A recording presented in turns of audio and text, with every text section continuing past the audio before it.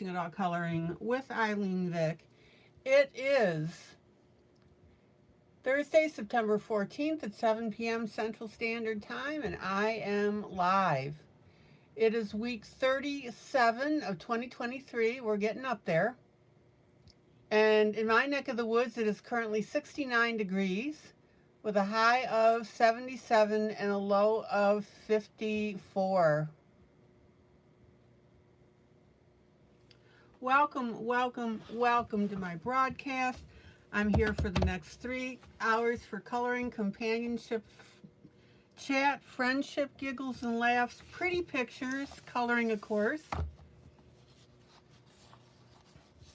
I've always got three projects on tap.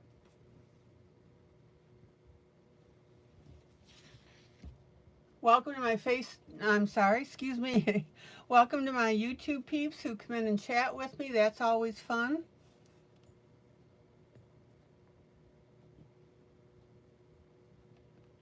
Welcome to my Facebook peeps who will be watching this broadcast after the fact when I download it to my group in Facebook, Teaching Adult Coloring with ILene Vick. Good to see everybody. I hope you're having a decent day.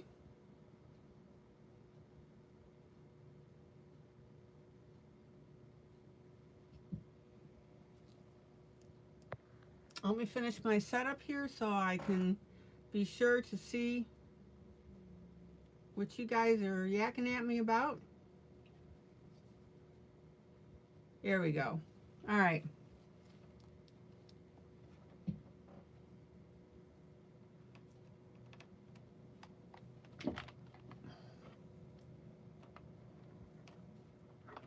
Whoops. I'll get there, I promise. So do me a favor and say hello when you pop in. That way I can say hello right back at you. Alrighty.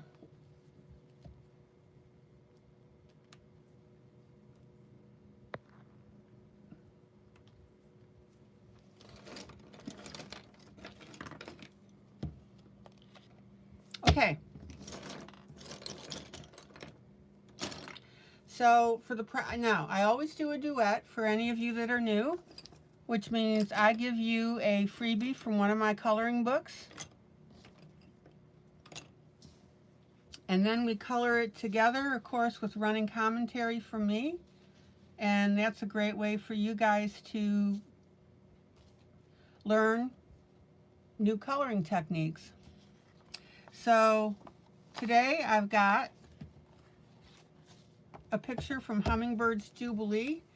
This also happens to be my latest release. And this copy here was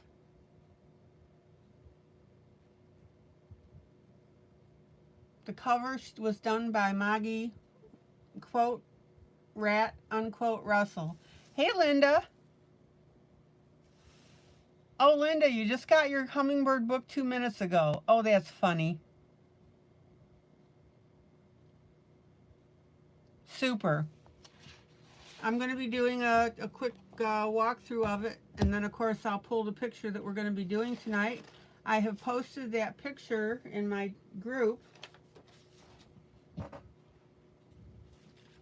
Now, last night we finished this book, and this is an upcoming book that I'm working on, Tall Ships Jubilee.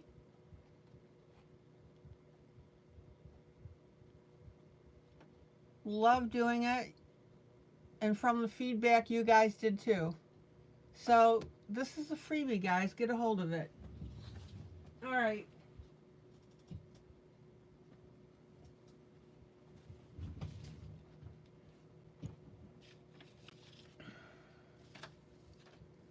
So let me get all of this out of the way. Oh, so we've got this, the one from the Hummingbirds book, and then I'm working on a one from, this is Norman Rockwell's American Life. We're working on that one, a little boy reading the book, and this is fantasy with him in it, by the way. And the third one is from Victoriana by Ellie Marks.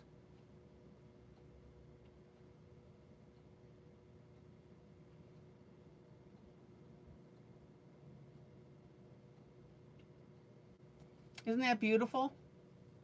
And I've been showing you how I color a wedding dress behind a veil. You can see the different shades already.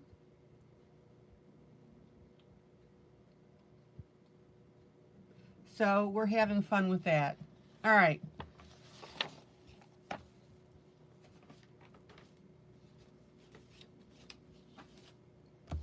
So let me break the binding here.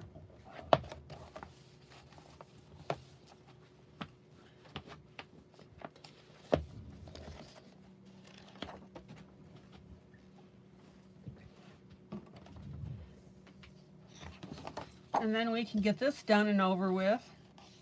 This is book number 72, by the way, of my collection of books I've been publishing. Let me see something here, yeah. Book number 72, 50 pages.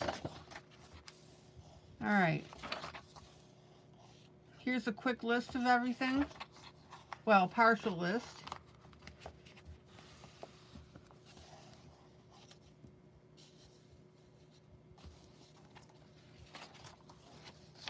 All right, let me move this camera and pull this up a little bit. Whoa. There we go. All right. Here we go. So you guys know that I like to have full pages of pictures. So, and if you're a hummingbird buff, boy, this book is for you. I'll tell you. All right.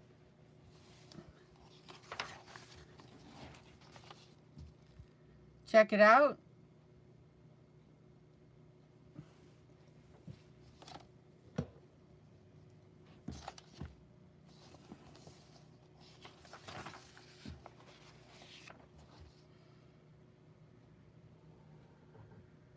I've had several people ask me for this topic in books.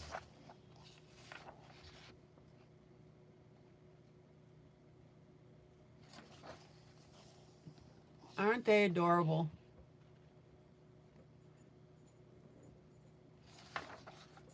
Linda, how do you like your book?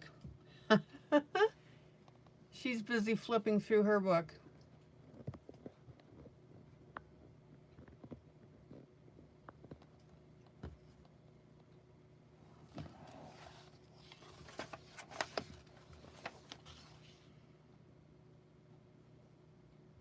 And again, I love the detail. You can have a field day with this.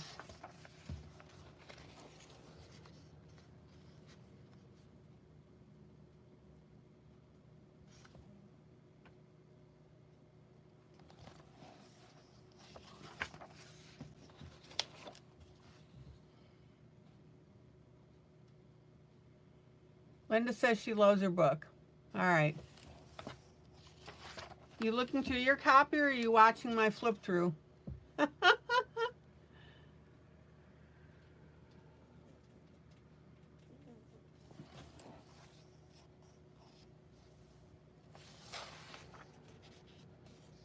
Isn't that beautiful?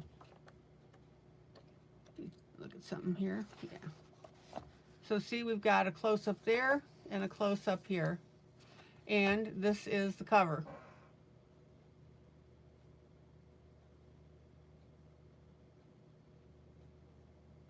So this gives you a really neat way to see how this is going to look. All right. Now, I always make it a point to address all levels in my book. So here's one that's a little different. Isn't that beautiful?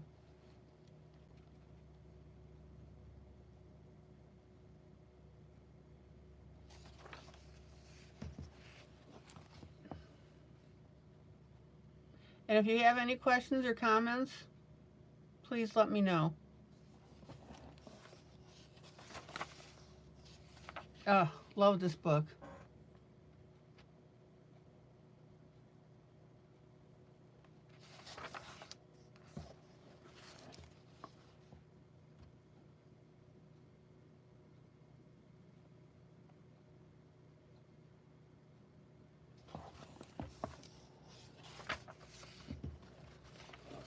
Now, this one I thought was absolutely gorgeous. Bird of Paradise with the hummingbird sitting on it.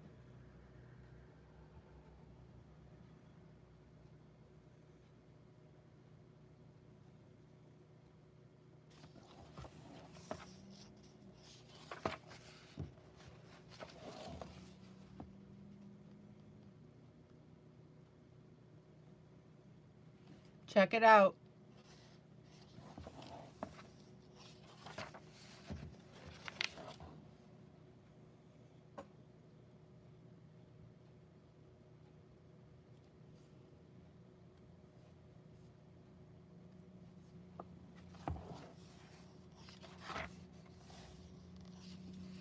Isn't that beautiful?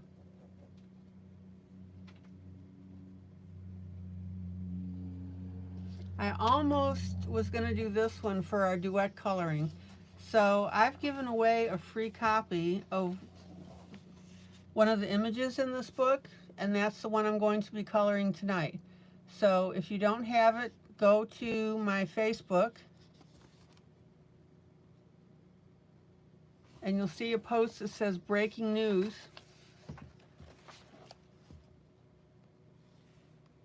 And you can grab your copy there.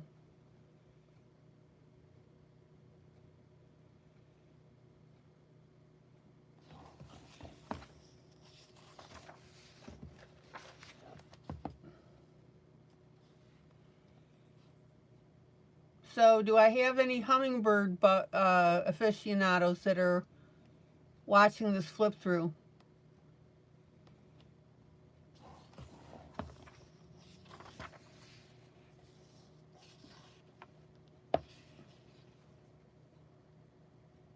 Just ridiculously cute.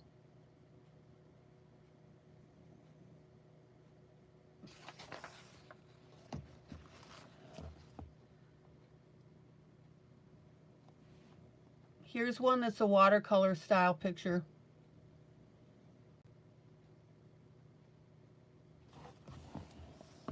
Besides me.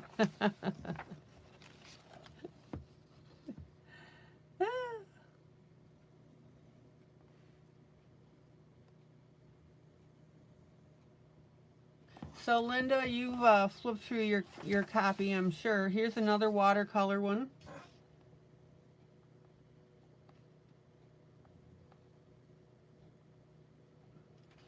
This will be gorgeous done up. Love this with the berry.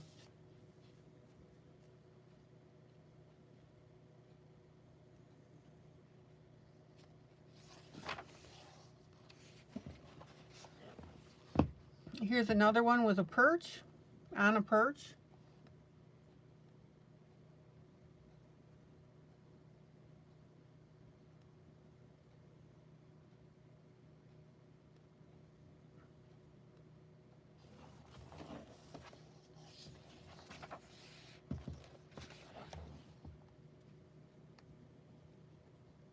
Now this one is similar.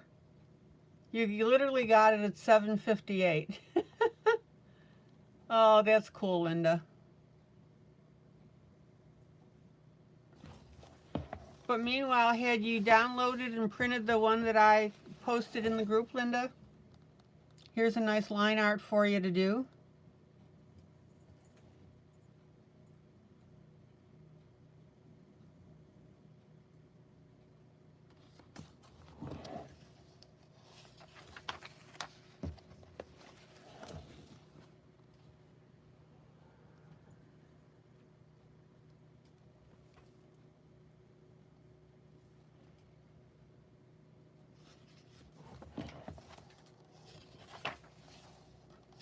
Now, here is a beautiful plate with a hummingbird on it. I love this one.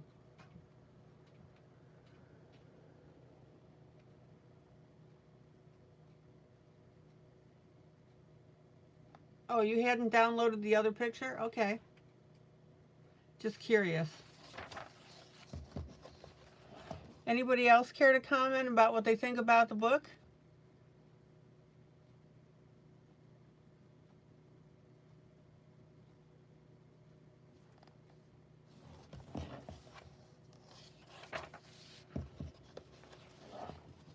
Look at that.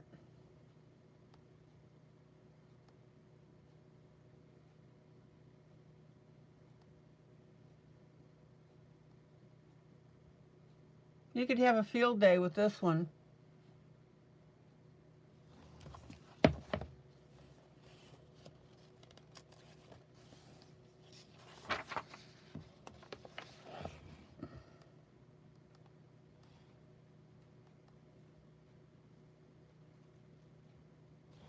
And you'll notice, hi Dorothy.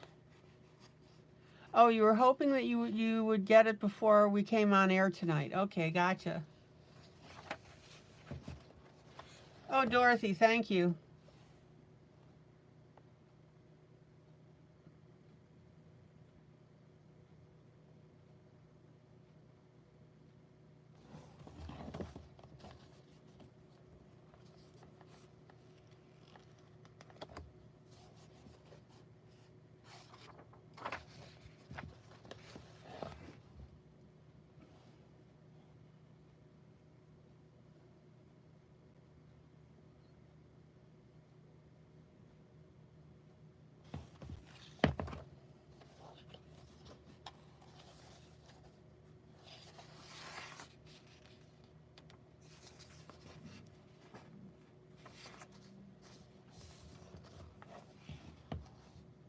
I love the action pictures in here, the different hummingbirds.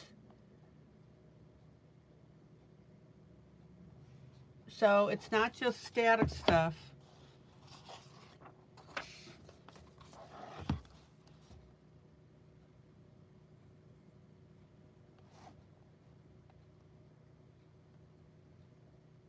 Oh, Dorothy, you got your other bird book and started in it already. Cool.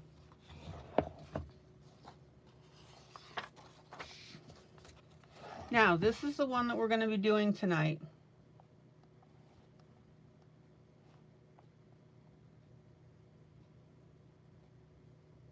Isn't that beautiful?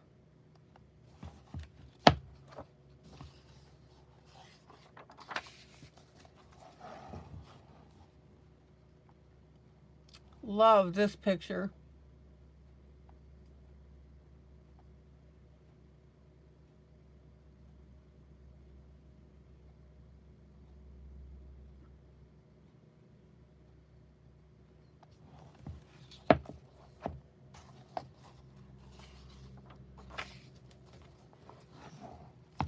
Now, if you want to see the relative size of a hummingbird, here's one sitting in a hand.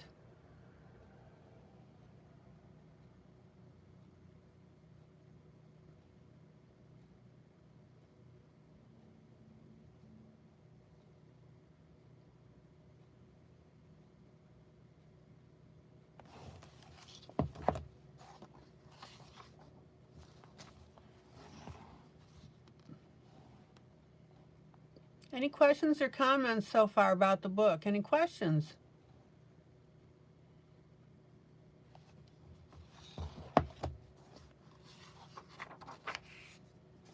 And look at this one.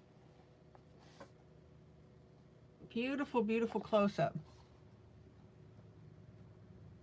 Oh, Linda, you just finished your first page of the bird book also. Cool. I didn't get a chance to look at postings yet. Did you post it? Drop dead gorgeous, guys. And then, for variety, here's a nice one in stained glass.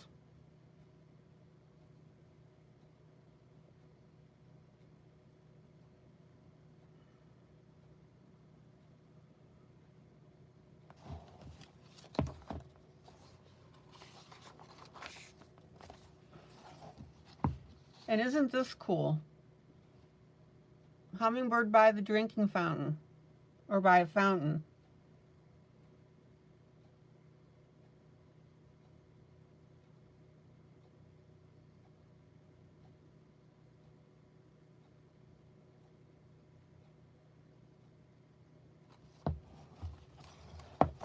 Oh, not yet. You literally just finished it. Okay, gotcha. Now, I thought this one was cool with it sitting on a chain.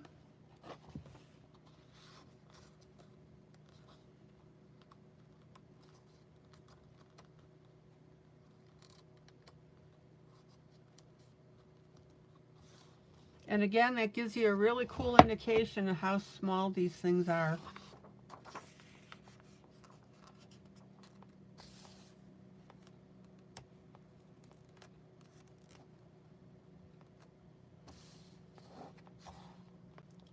And then we've got a nice watercolor here.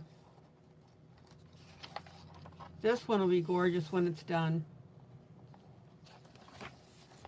And then, of course, you guys know that I'm going to thank you so much for your purchase.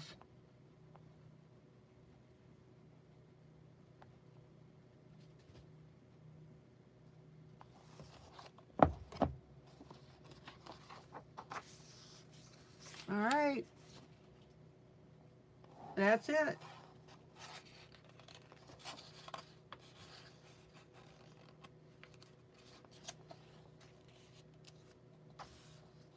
All right, now, let me zoom in here. Here's a color guide to some of the images. Check it out.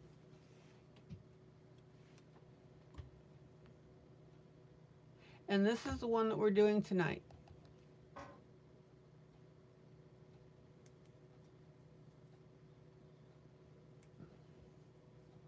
Isn't that beautiful?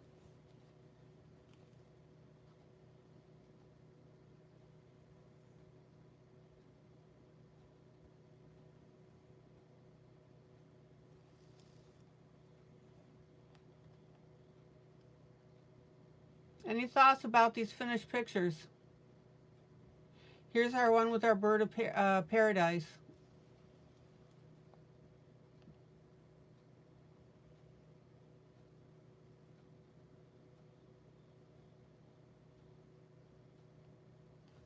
Okay, there you go. And here's an overall view for you.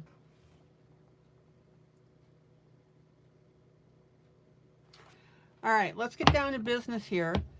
I have to go back and get my picture that I'm going to be coloring tonight with you guys.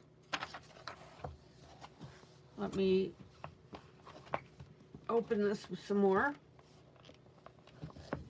Oh, Linda, thank you.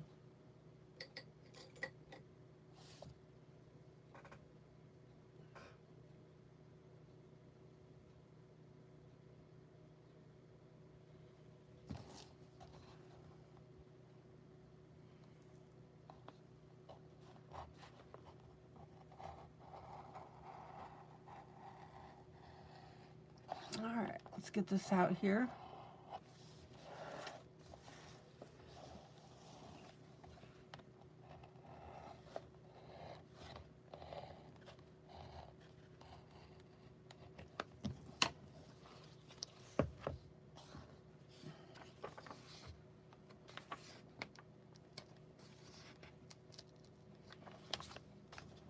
All right, we need to cut on this side too.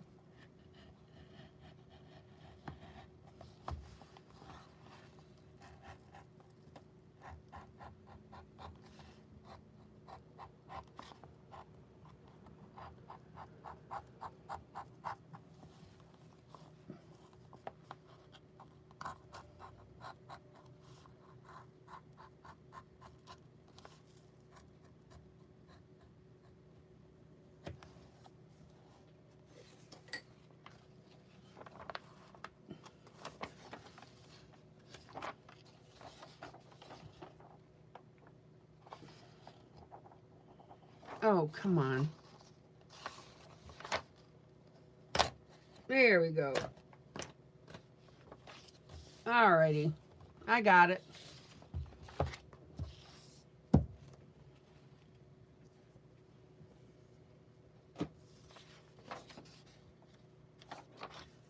All right, let me grab some water and I am ready to go.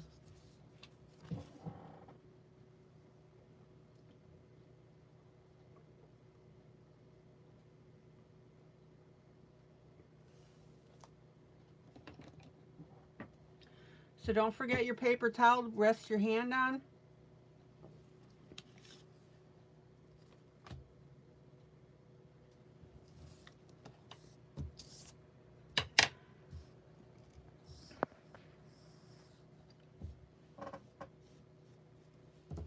Now what I'm going to do is I'm going to go ahead and I'm going to start with the greenery on the bottom.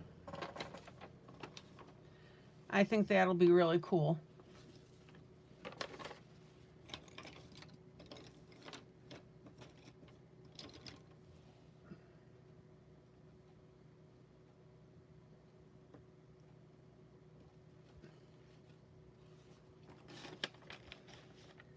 Excuse my arm. Excuse. Well, Linda, I'm glad you liked the book. And thank you so much for your comment.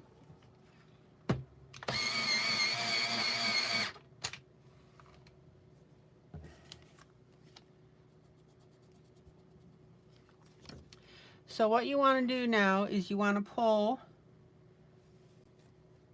a light, medium, and dark green.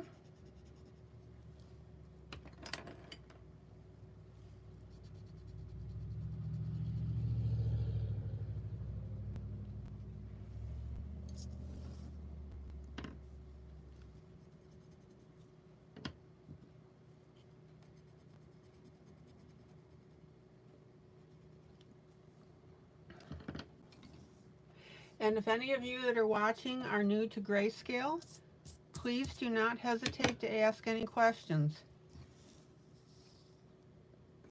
That's why I'm here, live. Well, and to keep people company. Okay.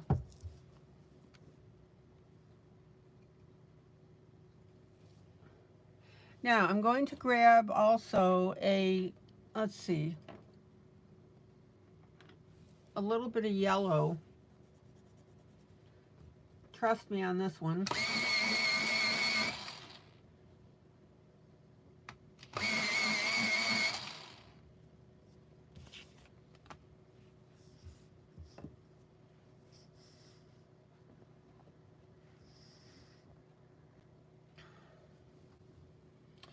And what I'm going to do is I'm going to tip this greenery in a little bit of yellow.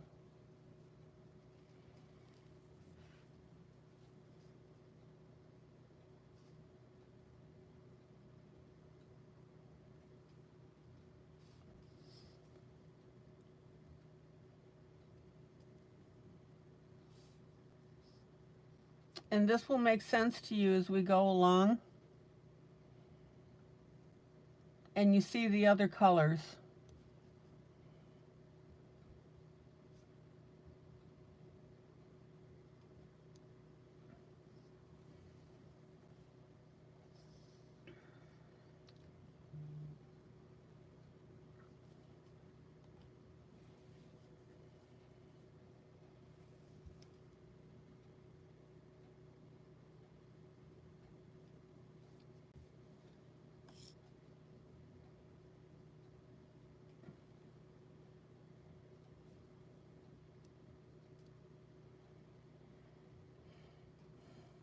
Let's see here.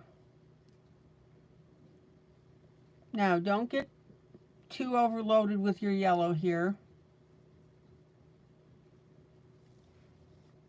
And stick with me as I color this. All right. Linda just sent me a photo. Let's see what she's got.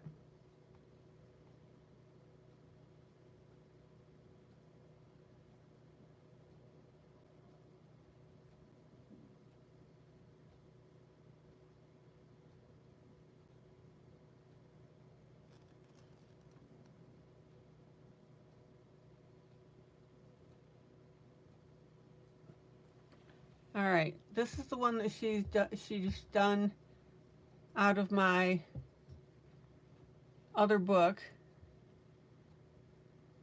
Birds of a Feather Jubilee.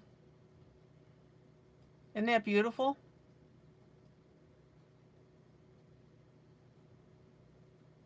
Linda, that's beautiful.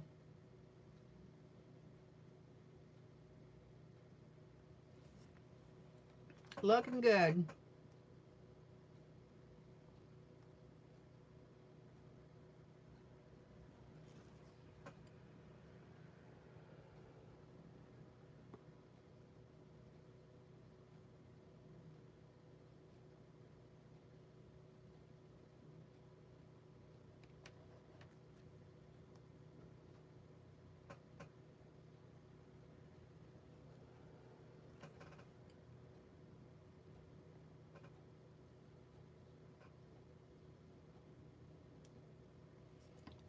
All right.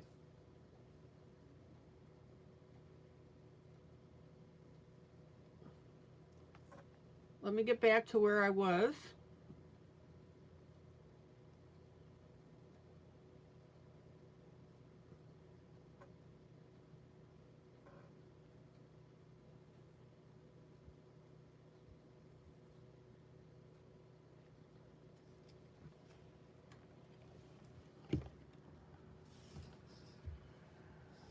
So I'm going to put a little bit of yellow here, but I'm not putting it on every needle. So this is why I suggest that you pace me. Oh, the light behind you doesn't get the picture just right. The colors are off a bit. Okay.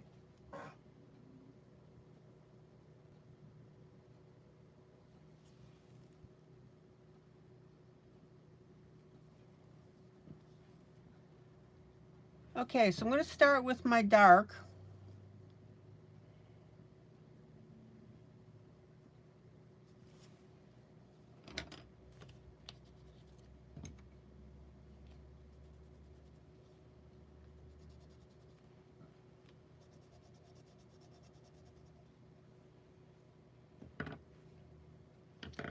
And actually, I'm going to, yeah, I'm actually pulling a green that's a little darker. Let me show you what I've got here. So this is my dark.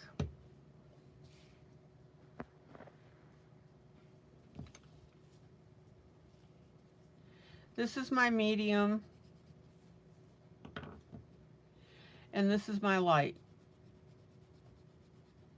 So these are the three shades that I'm using, just to give you an idea.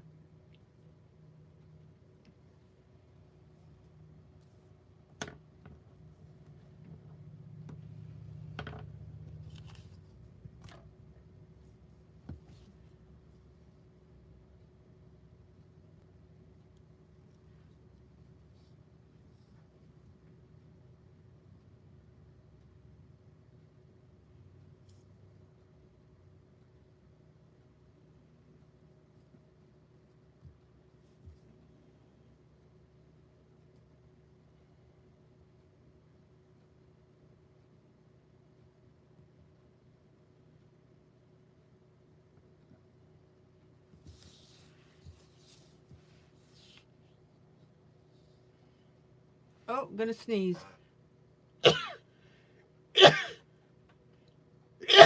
Oh, excuse me. Hey, Dorothy.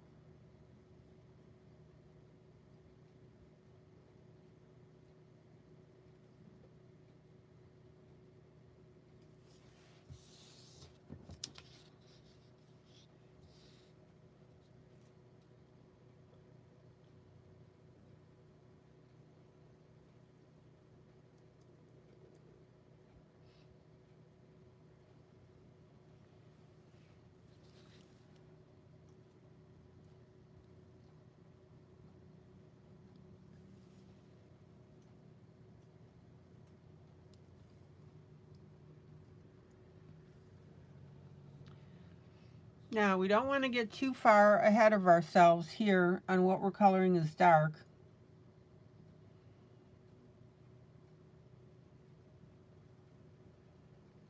because otherwise you're just doing fill in the blank. So what I always recommend is stick with the area that you are coloring, which is right here.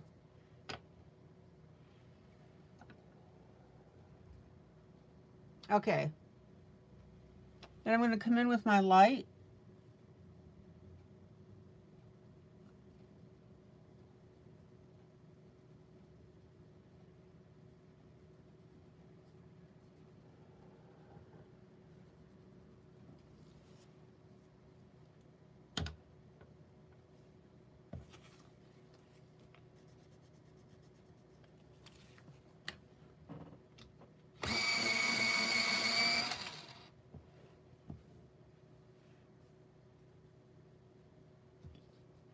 And then I'm going to come in with my medium.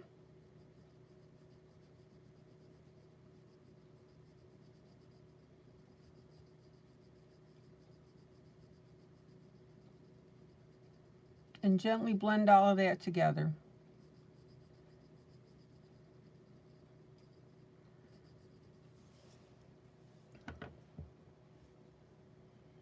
Now, that dark area is not blended well.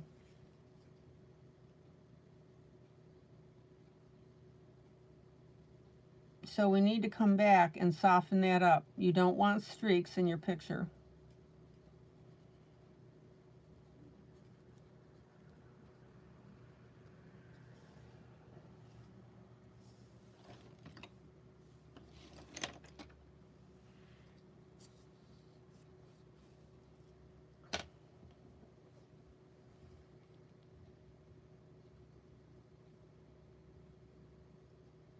And then I'm coming back with my light to blend that in.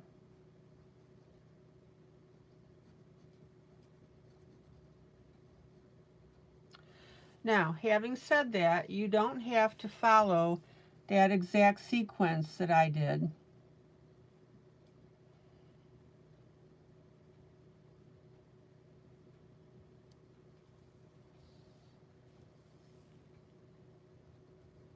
If you want, you can put your light on first.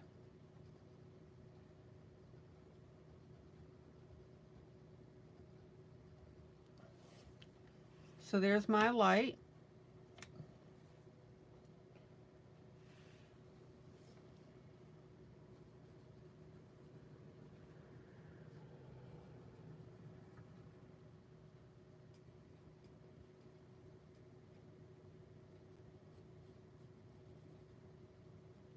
And then my medium. Now, if you want to, and I'll do it on this one here,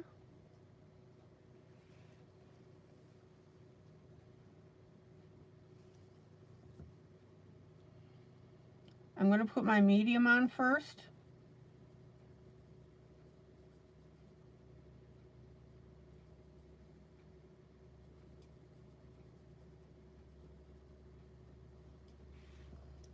Now, don't confuse this bark.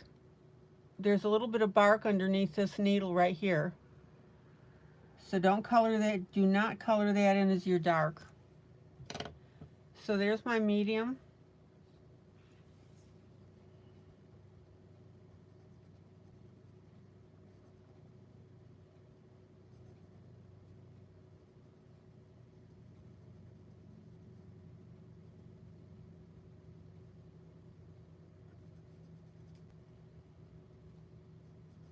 And then my light.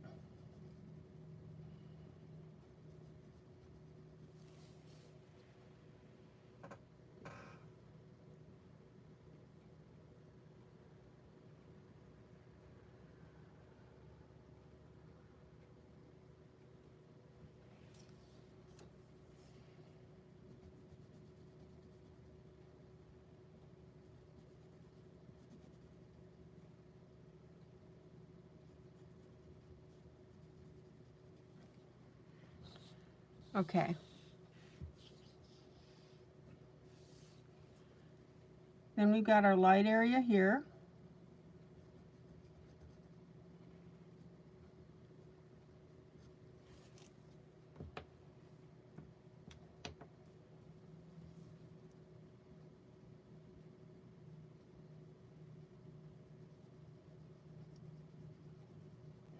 and then this medium.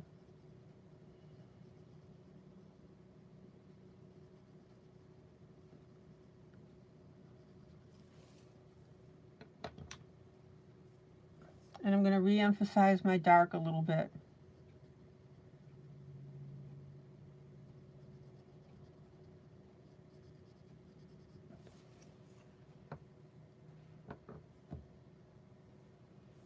And then come back with my light as an overall blender.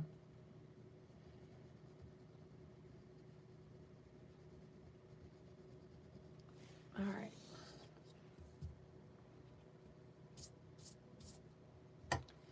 So let me pull out and show you what we've got so far.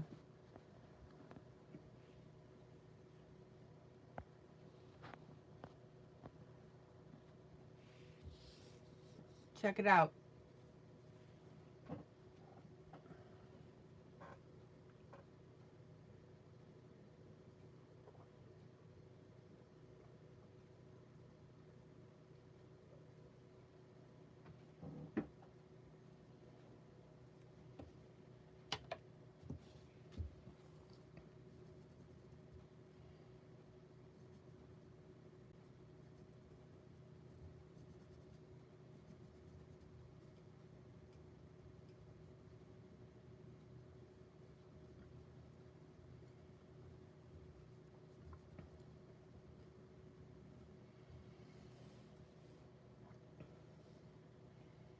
Okay.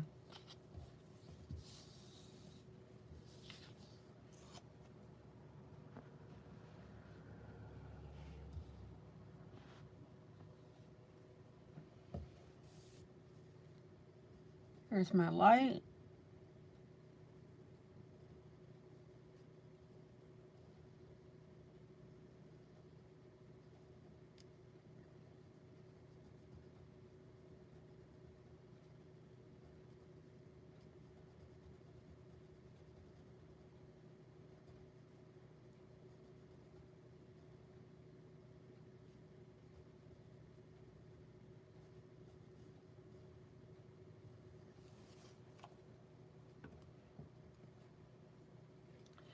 And then my medium.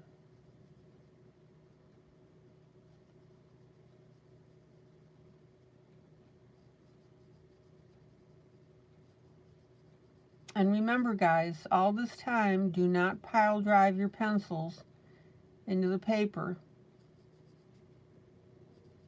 You want to use a very, very light stroke.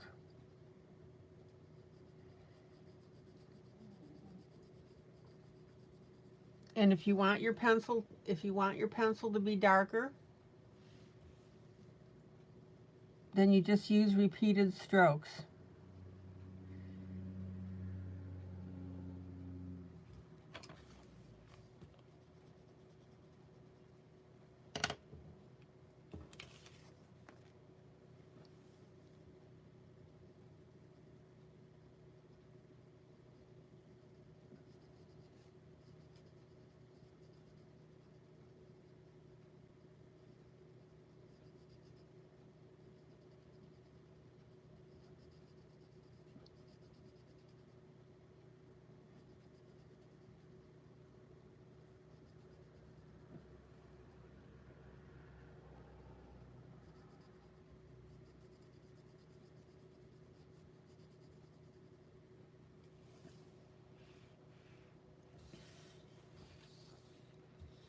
All right.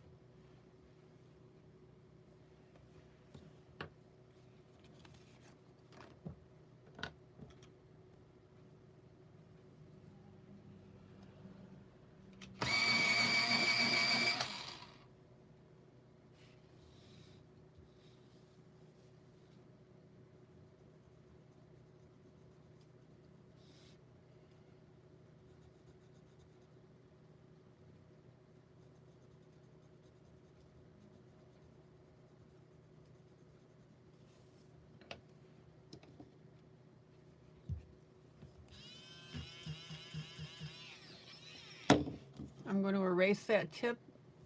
I want to put some yellow on there. Now, don't put much on. just a little bit.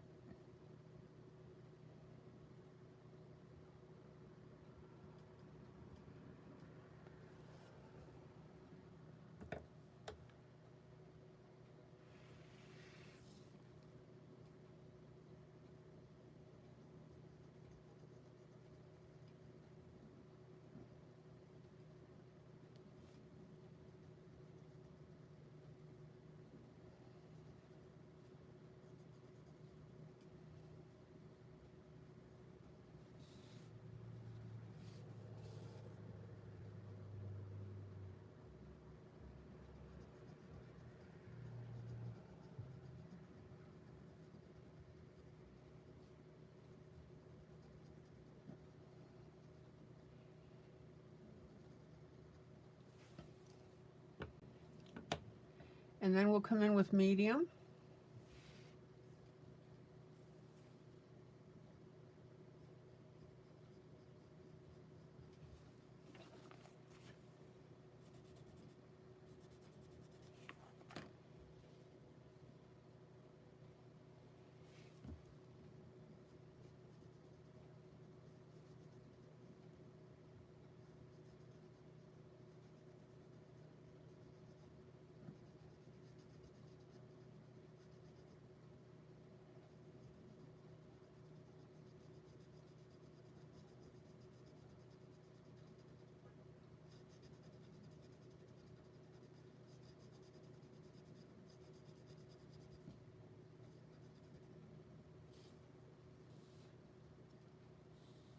And then we'll have medium down here.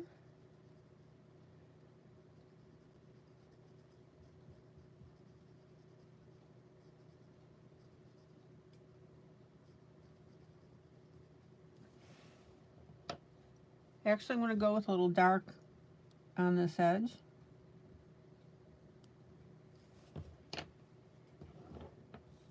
And then my medium in between here.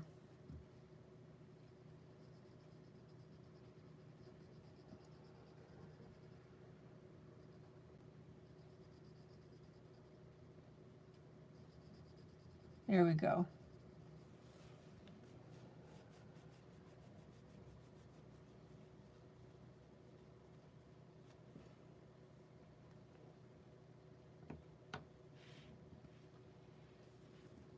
All right. Dark along this edge.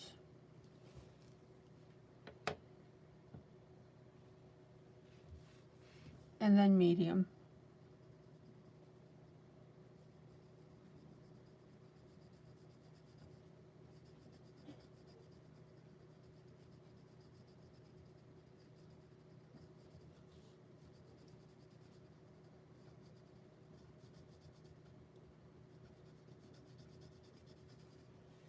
How pretty is that?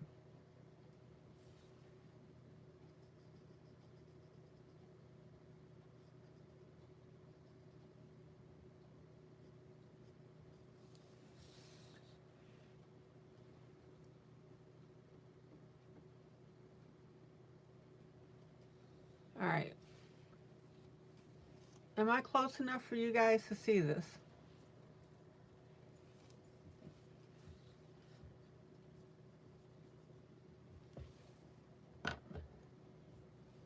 Dark.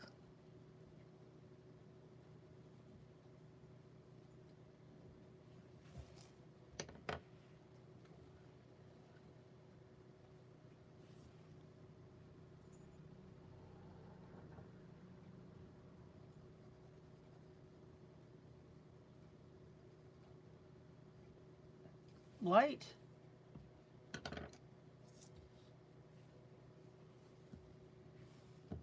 Oh, a little more light right here.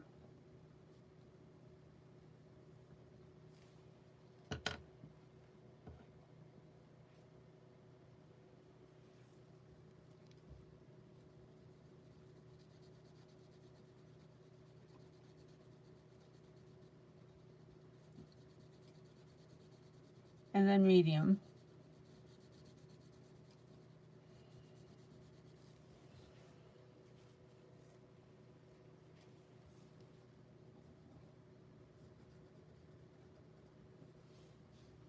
Questions, comments?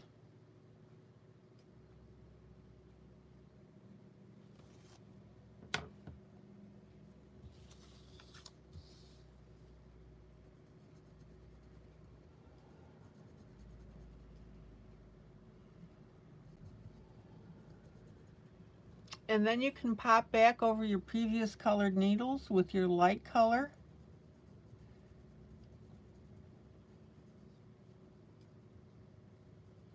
And use that to blend.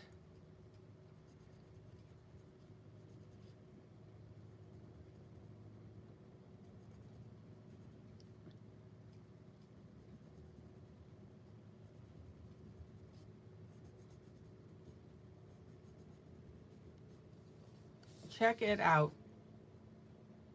Okay.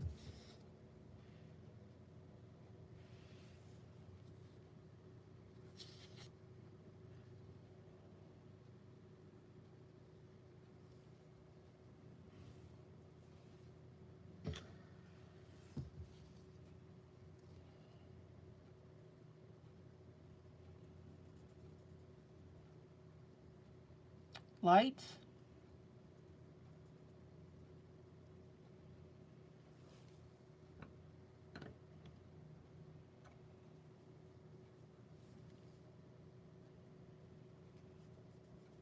Medium.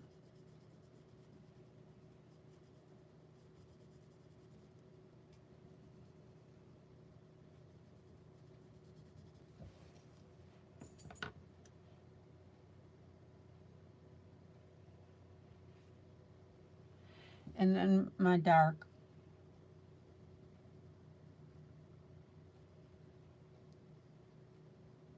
Perfectly okay to change up your order of adding your colors from needle to needle.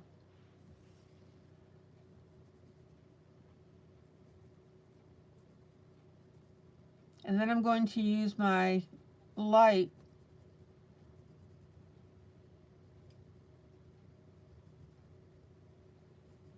to blend that.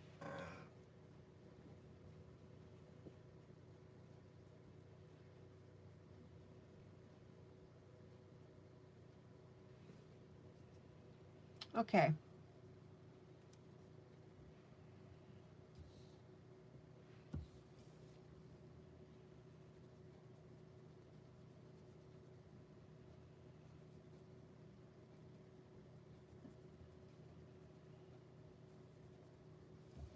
Light.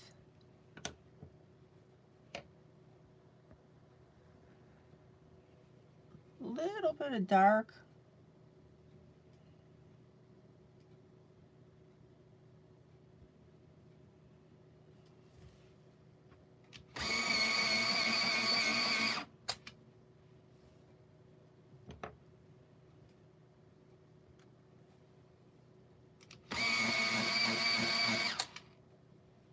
And then my medium.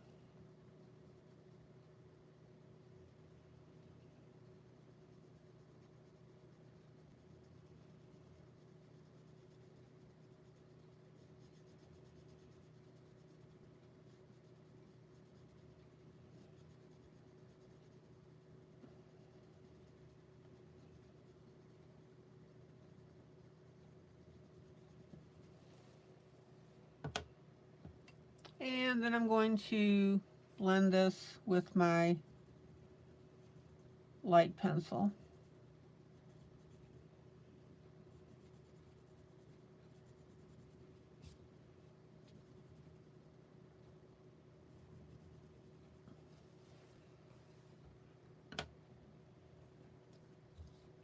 Okay, next one here, medium.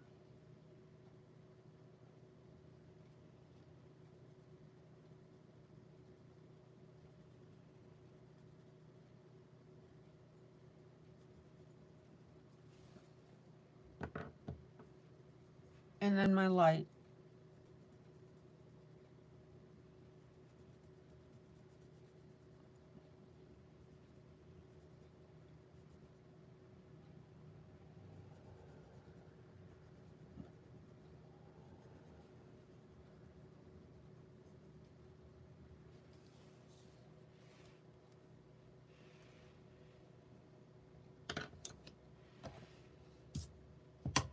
All right, let me pull out again so you can get a lay of the land here. What do you think?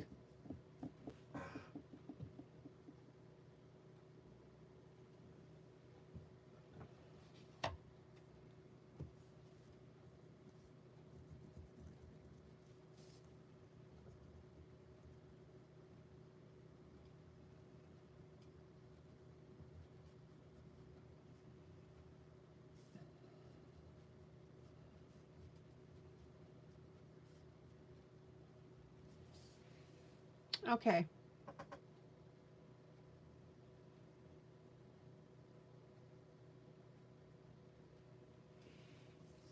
Let me go ahead and get a little bit of the stalk in so you can get a bearing on this whole thing.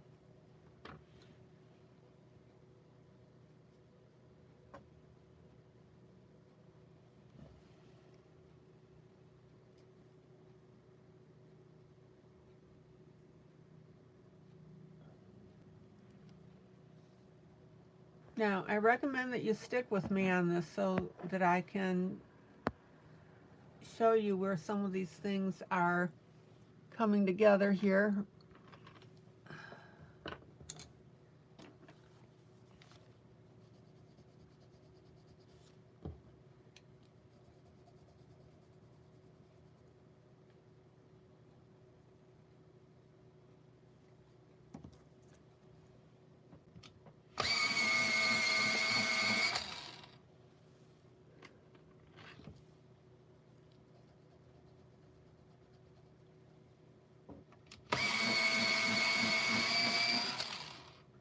Now, on this stalk, I'm going to be doing a light, a medium, and a dark tans and browns.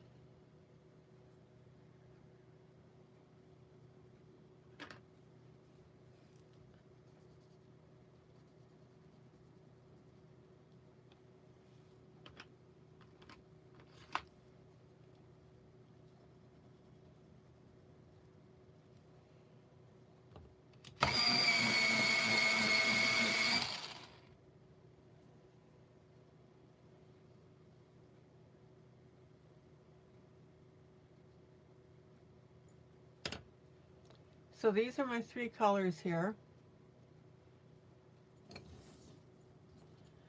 So I'm going to start out with my light.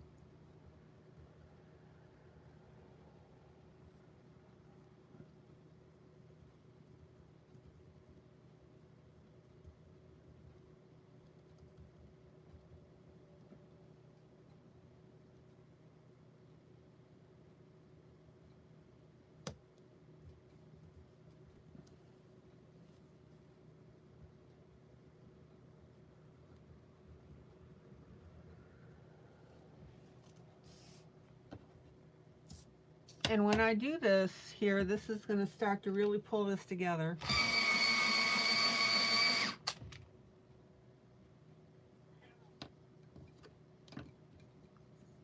And then I'm going to work in my dark areas.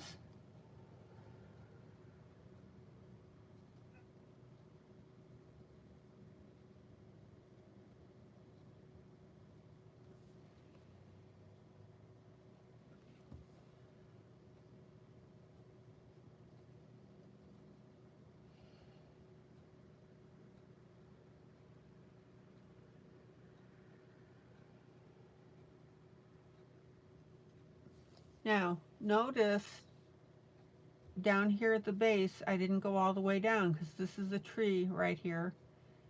And that's going to be done in grays and blacks. And in fact, I'm going to pull a gray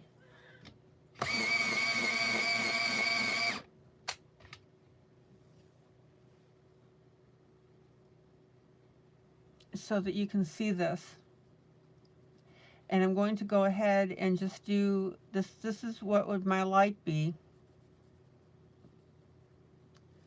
So I'm going to go ahead and shade all of that.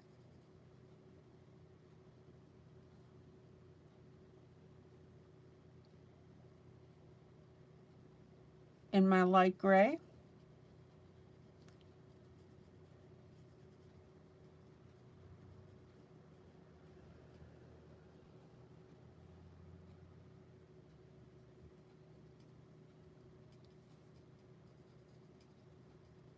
and then I'll address that in a minute. Okay, so I had my dark and my light on this stem,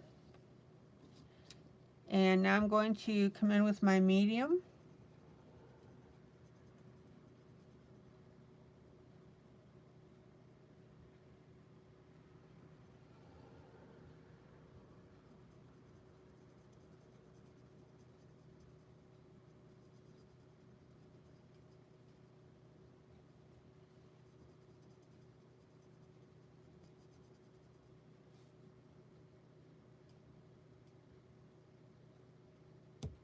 Ah,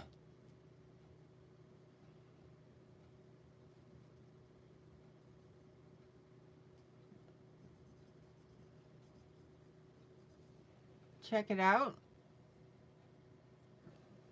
I'm going to come back with my dark and blend these dark patches in a little more.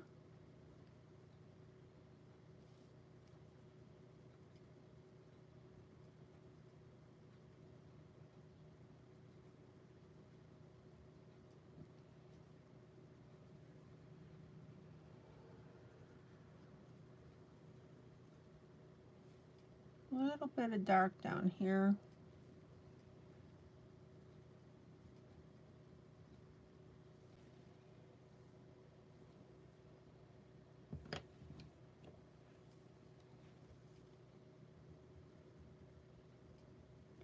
And blend and soften that with my light.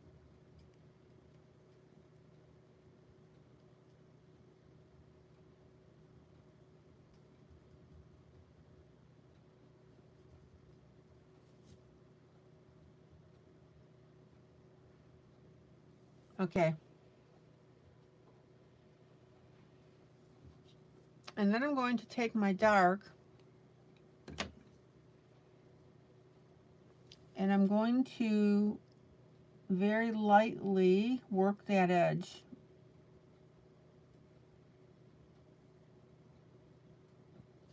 And the minute that I do that, that's really going to give us some really good context here.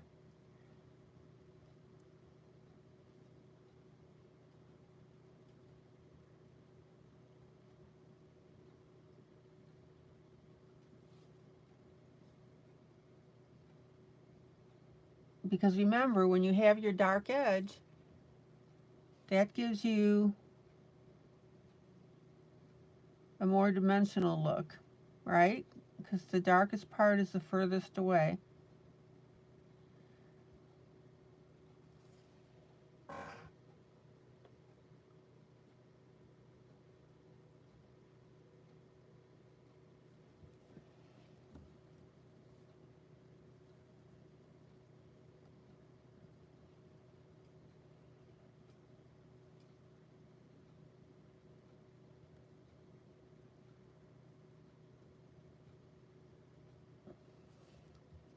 And I'm just going to finger blend that.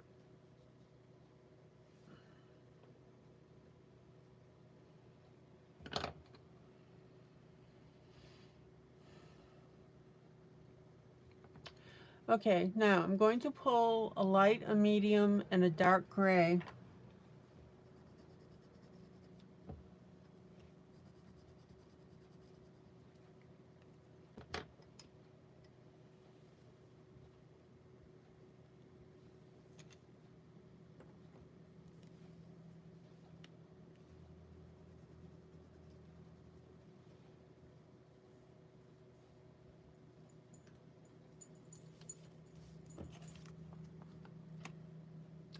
And I'm going to start looking in at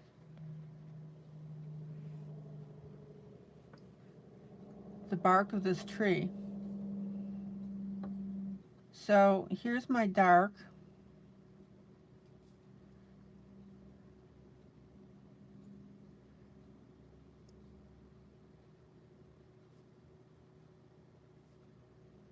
Now remember, I've got my light as my base tint on here.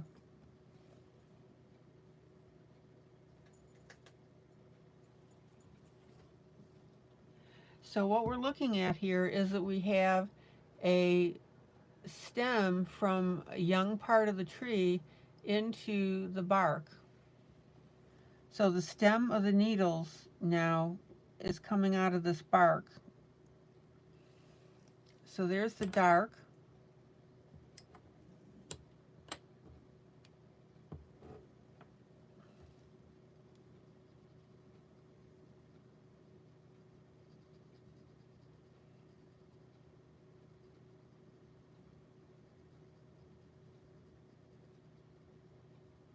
And here's my medium.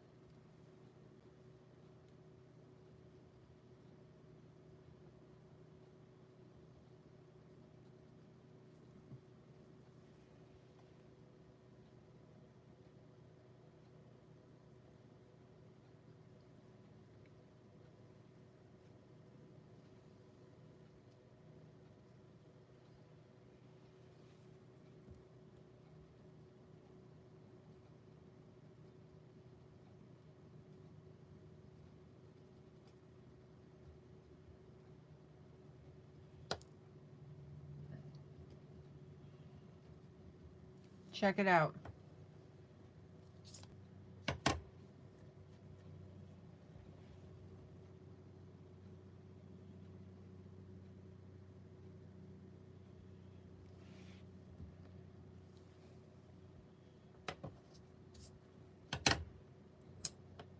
Now I want to blend that dark better, because right now we've got a really bad looking streak here.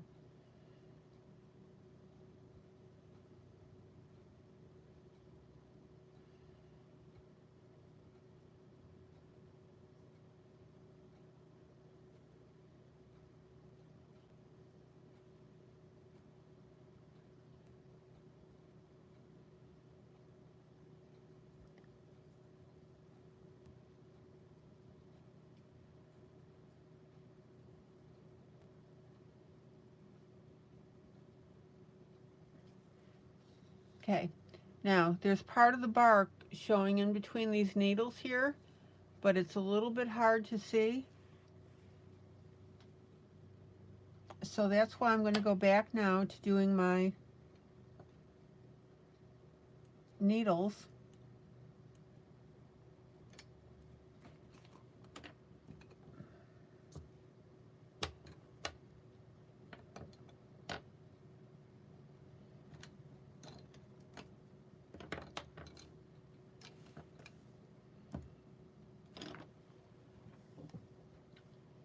Hold on a minute.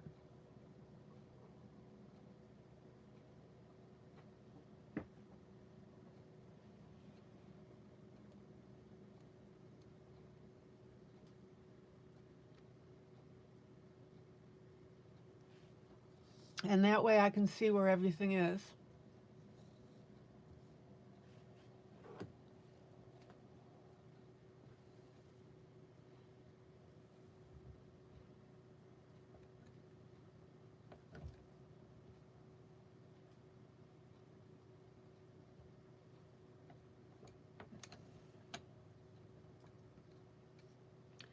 Now we have an area here where we've got some of our young sapling root.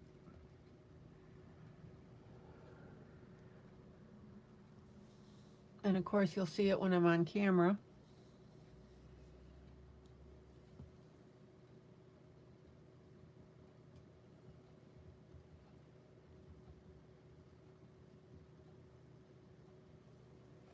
Now don't worry about coloring that spot yet, because if you have difficulty seeing it, it will come to life when we color our needles. So here's my light.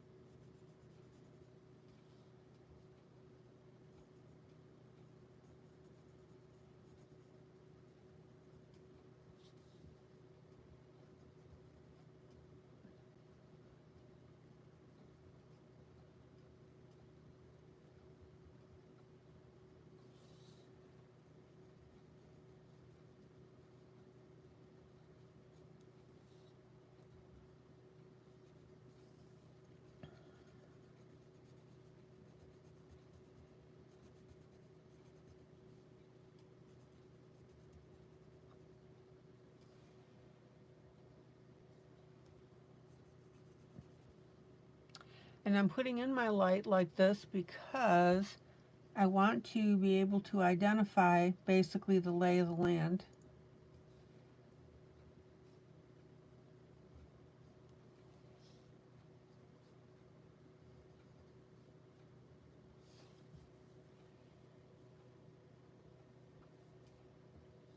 And by putting in my light on my needles like this, and then I'll go back and do the individual needles with the medium and the dark. But right now I've got to see what's going on.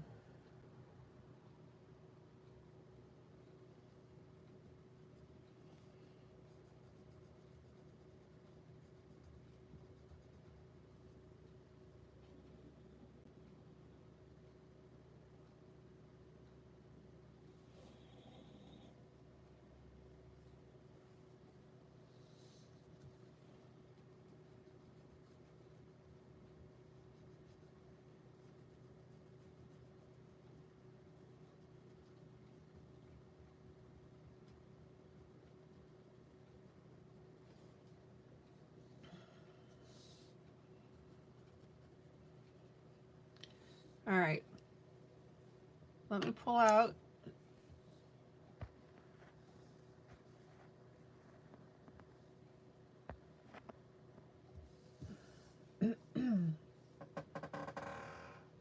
Creek.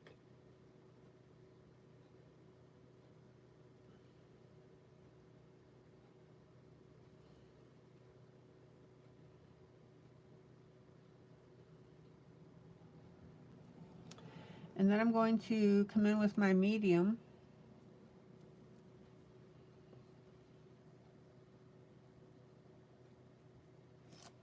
Actually, no, I'm going to come in with my dark.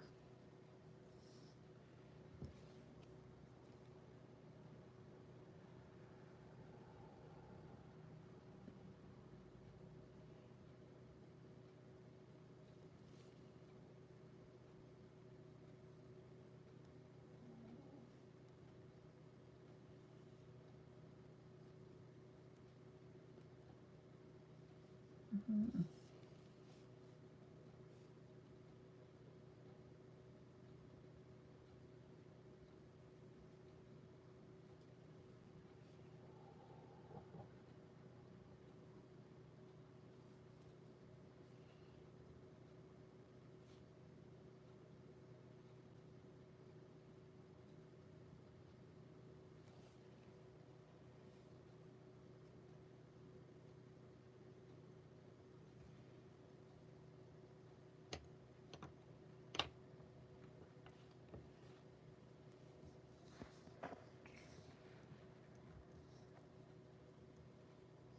And then I'm going to come in with my medium.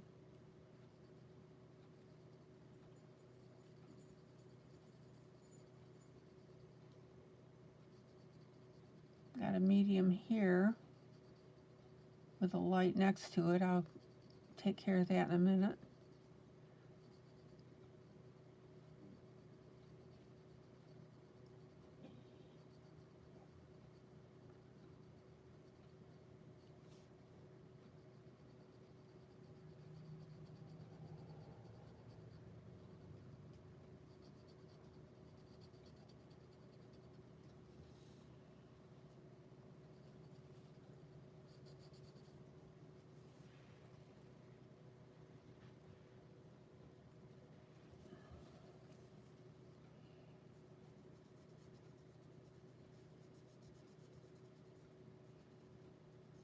And remember, when you come in with your medium like this, don't pile drive your pencil. Right? Just very, very lightly sketch it in.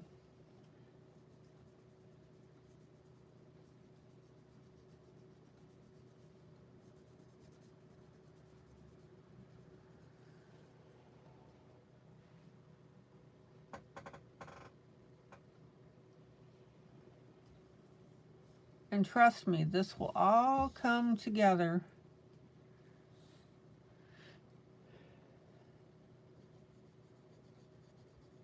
as you get this in. Now, I've talked about sometimes when you, no pun intended, can't see the forest for the tree. And what you need to do in that case is just follow your light, medium, and dark convention, and everything will start making sense.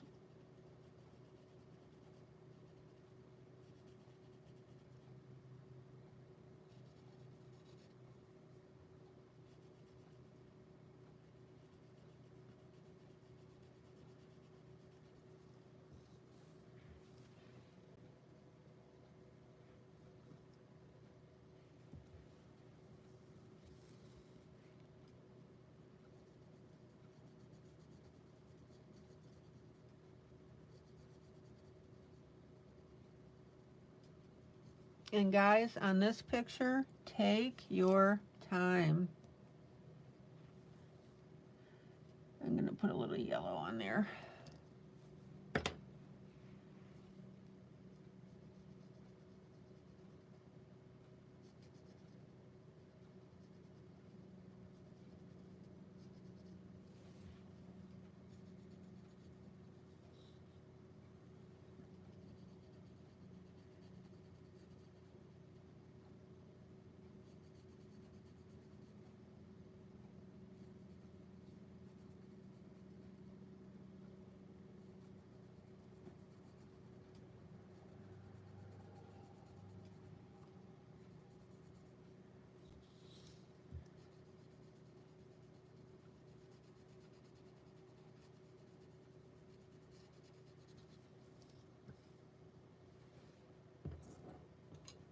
Do you see how all of this is starting to make beautiful sense?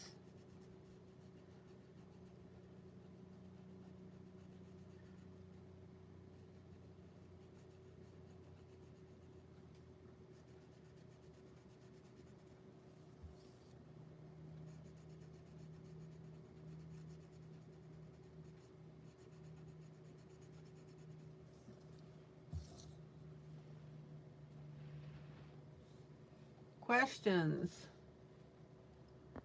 Comments?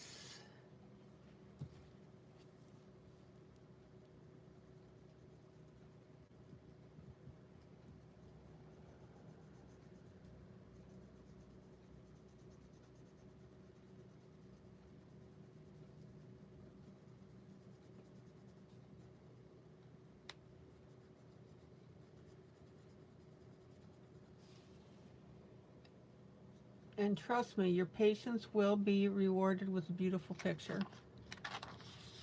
Let me turn this just a little bit.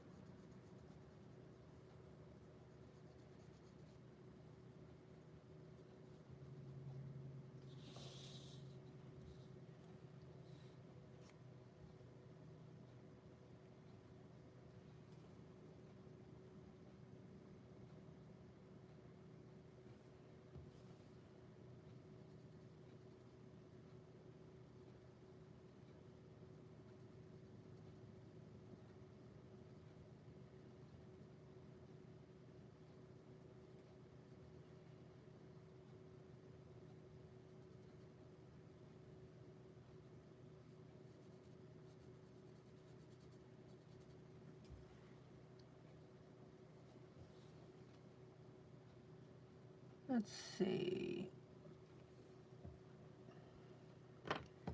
That little spot right there, we'll make that tree bark. We'll put in gray.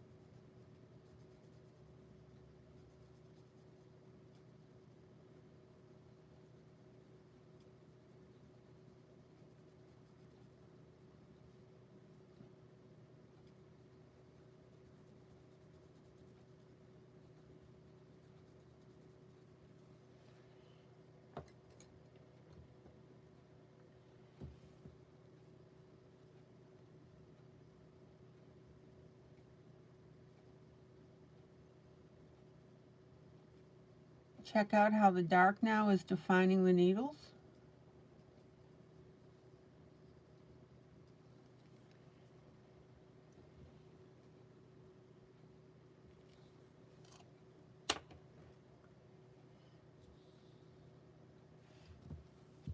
And then over to the right,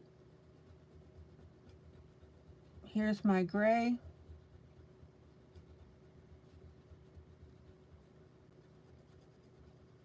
You can tell the difference between the tree and the needles because the tree has that mottled pattern.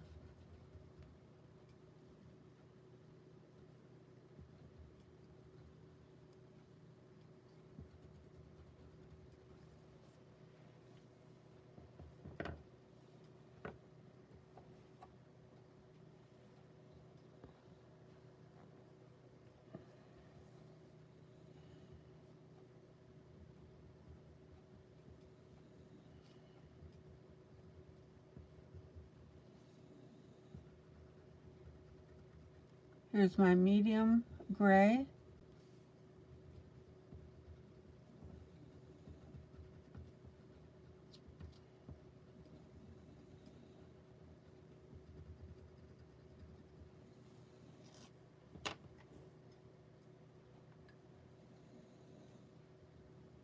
And then my dark gray.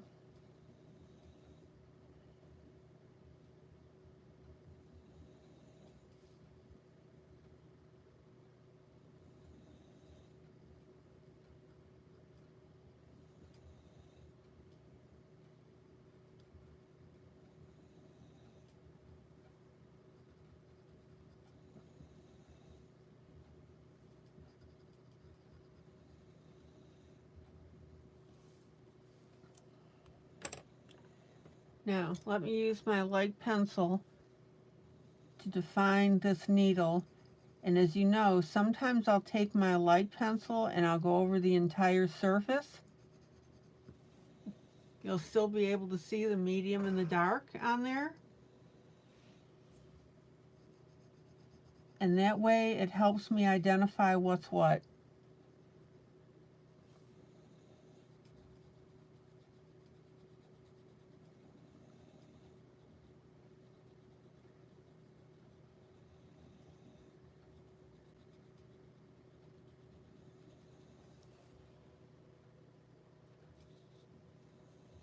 Hi, Maggie.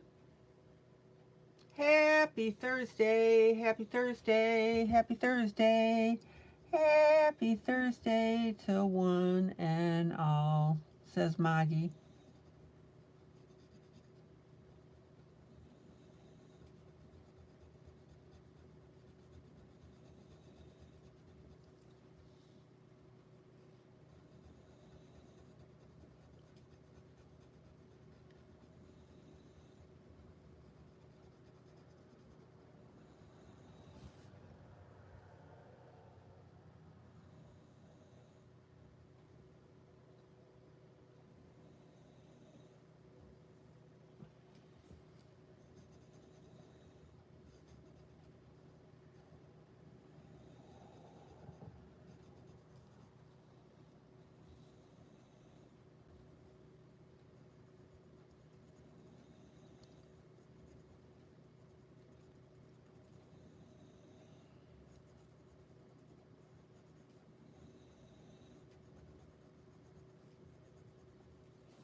Check it out.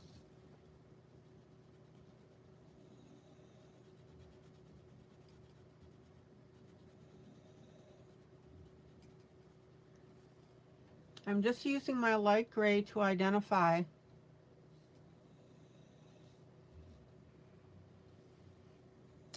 I'm sorry, light green to identify what's what.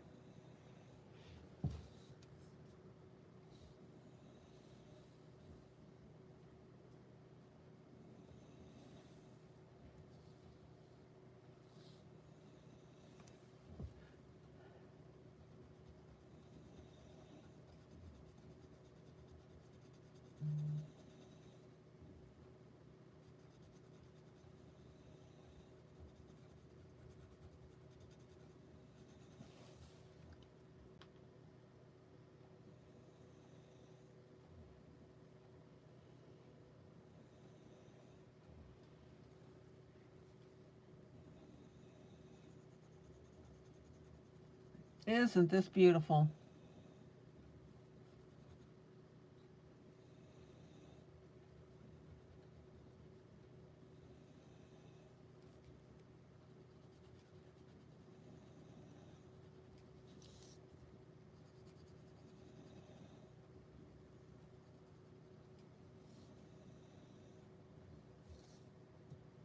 All right, let me pull out. Now, obviously, this is not blended.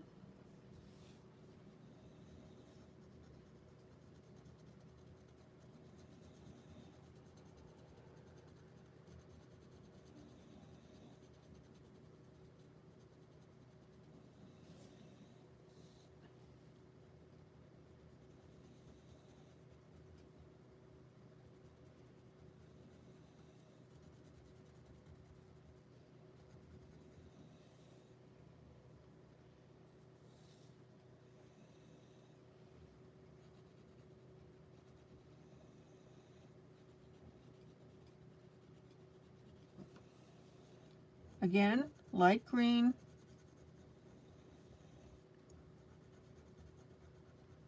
Just to identify what's what.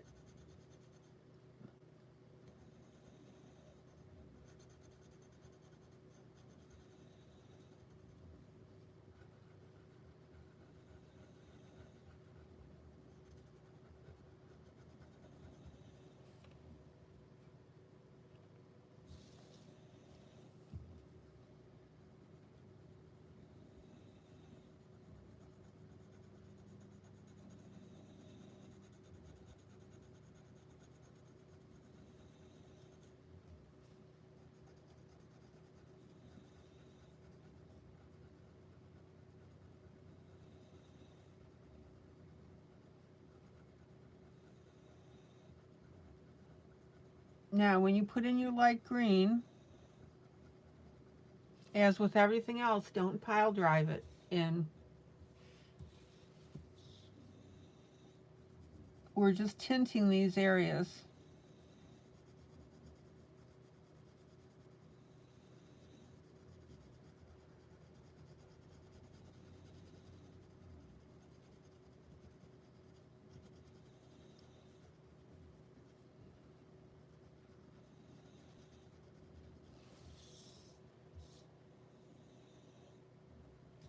Now I'm going to pop back over here.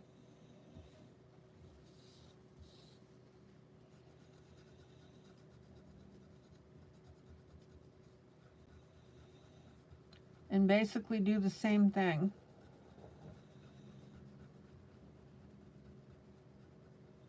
Now, I want you to notice that I'm not randomly coloring. When I put in this light green, I follow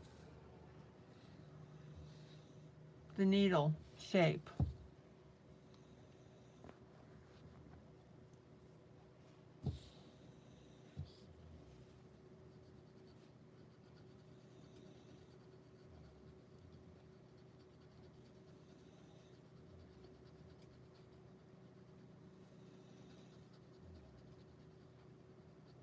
Okay. Now, this one area where I put in my dark green, I made an error.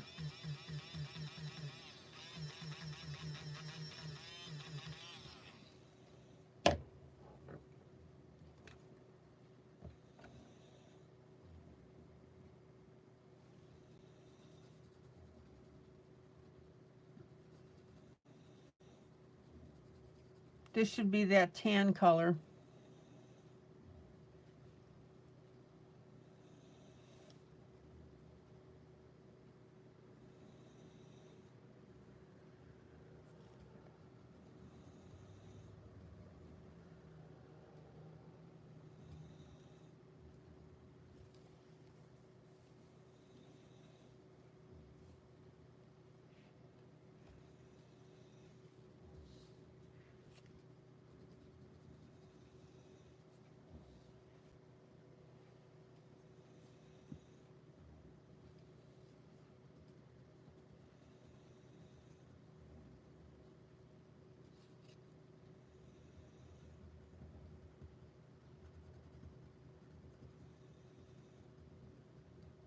And this is a tan color as well.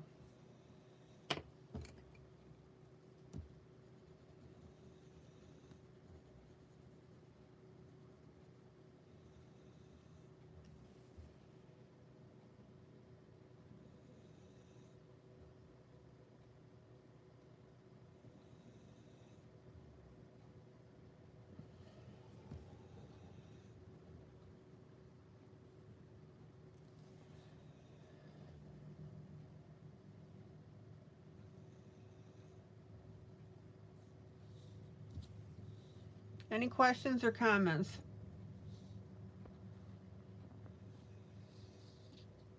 Let me pull out.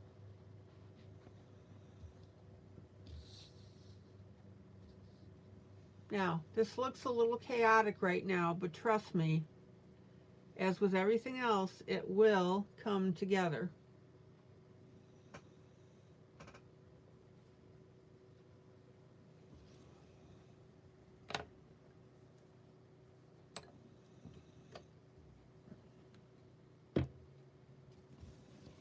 And I'm just going to color a couple of these hanging pieces here.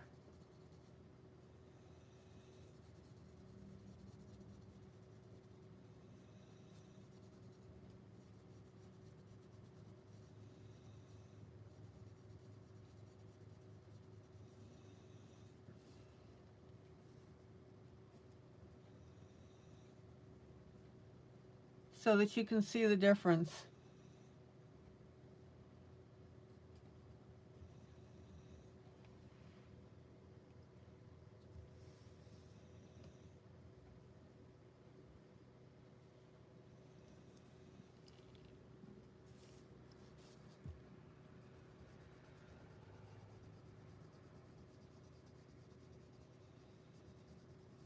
Again, I'm just tinting in.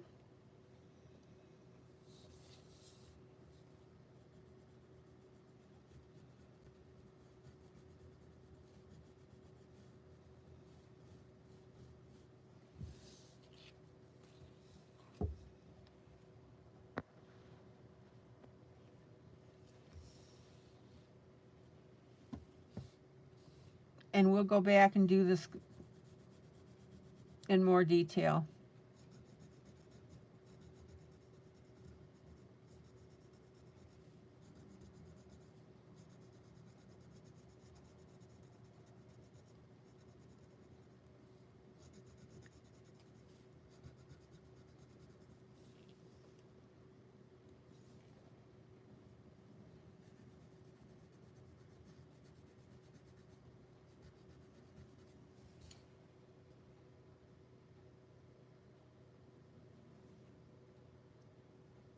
All right.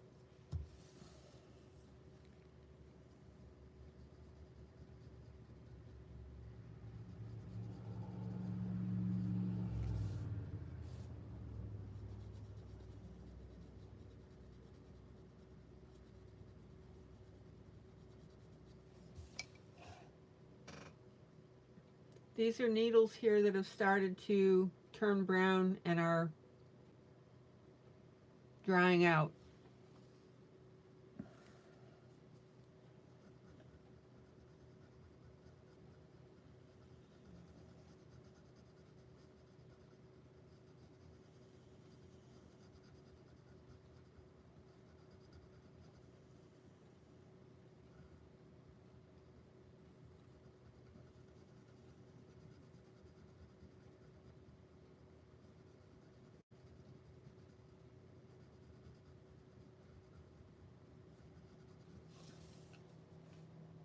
All right. Let's take a look at this whole shebang here.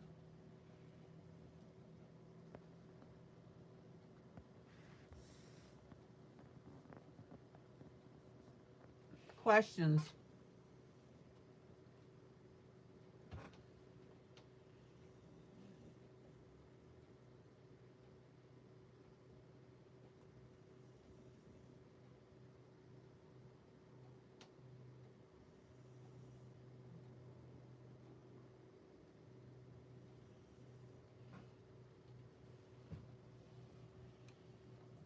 I've got one more little tint that I want to do here.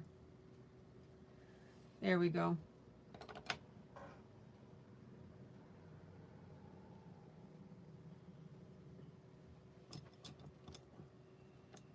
Can everybody see in your mind's eye how this is going to look?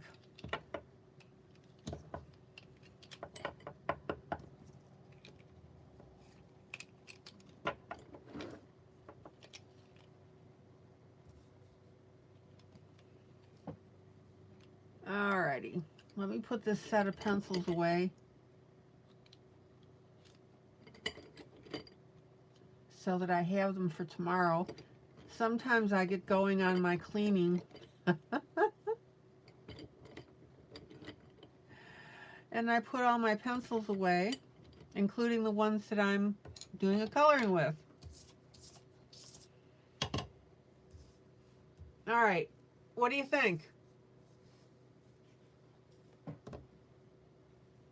And for anybody that wants to do this picture with me, or with us, I should say, go into my Facebook group and download it.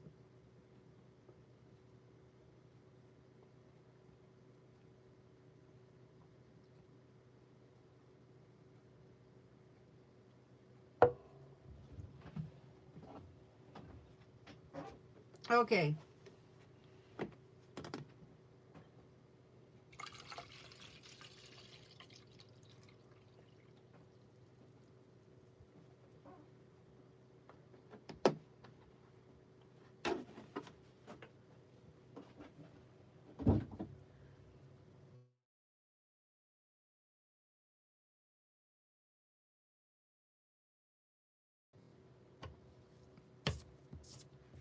Next project.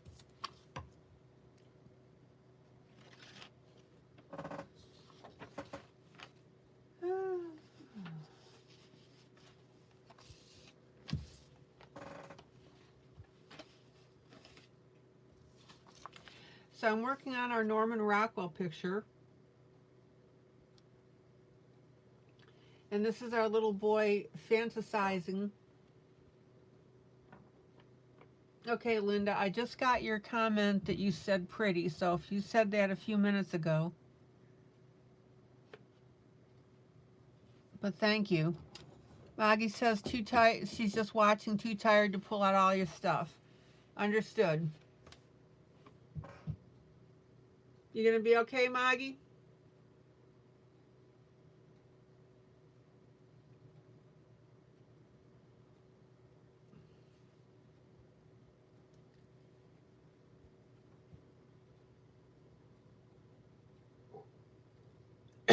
Excuse me. So this is from Norman Rockwell.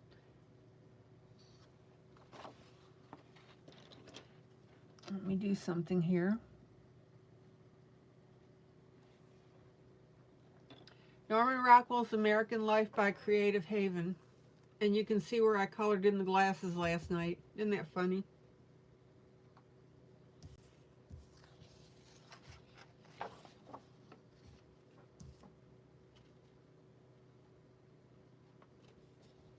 He said, yes, you will be.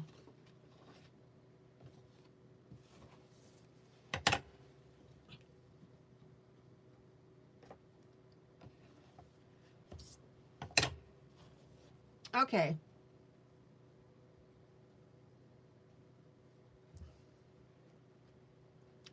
So let's go ahead and I'm going to color some of these books here. Let me move my camera.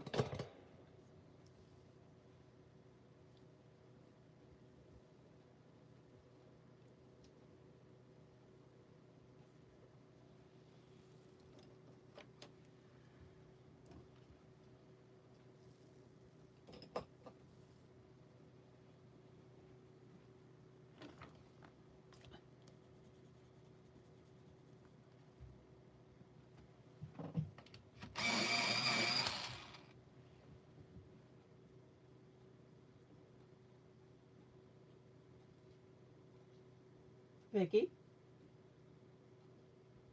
lay down, sweetie.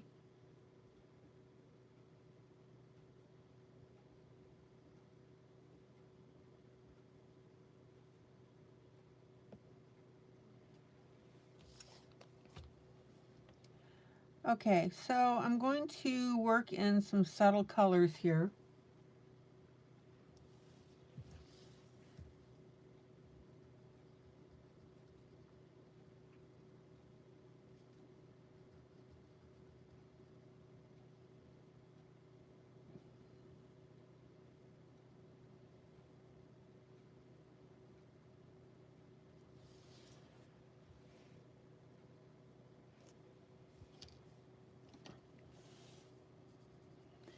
And on this top book, I'm going to use a combination here of the gold and a darker brown.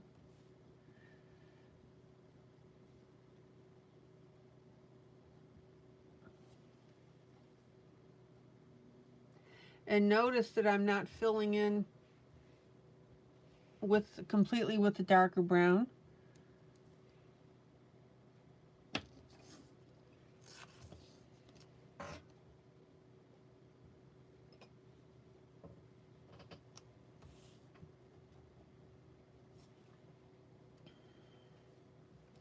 And I'm also going to go in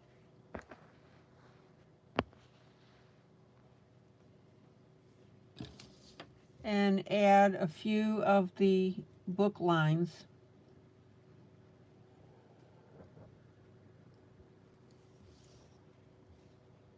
Maggie, is there anything that you want to talk about? You okay?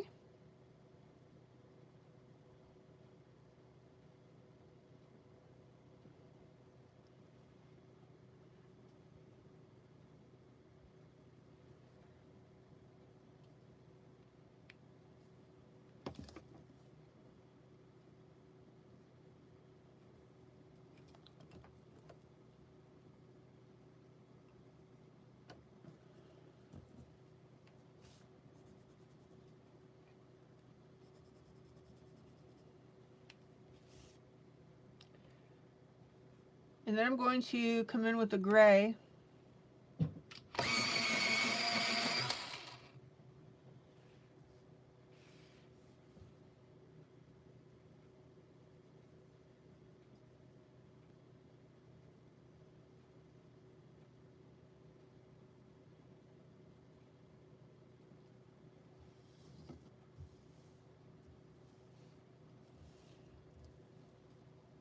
Hold on, we'll get back there.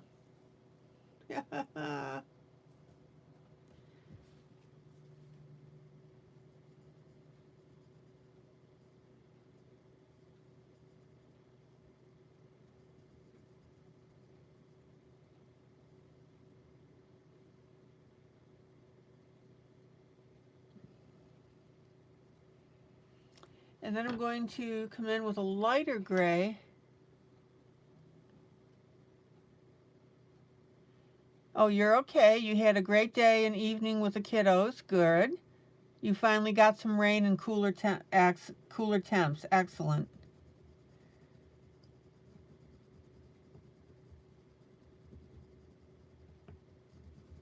Okay, so you're just a little tired from everything that was going on. Gotcha.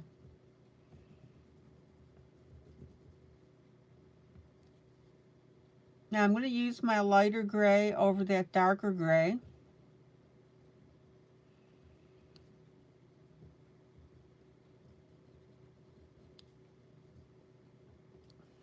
And notice how much richer that looks using the combination of the grays.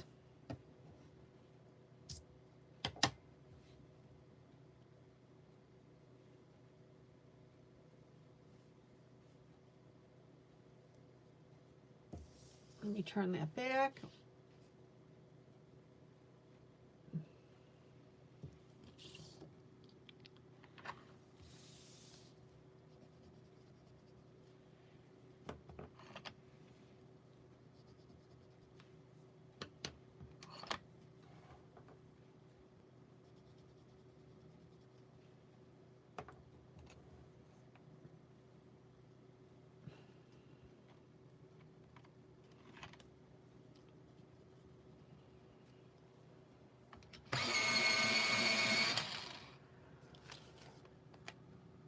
It's 78 right now.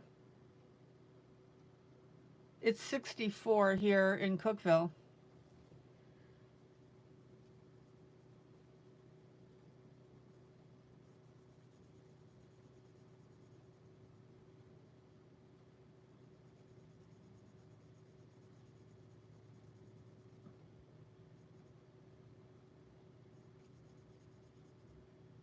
This book here, I'm going to use greens.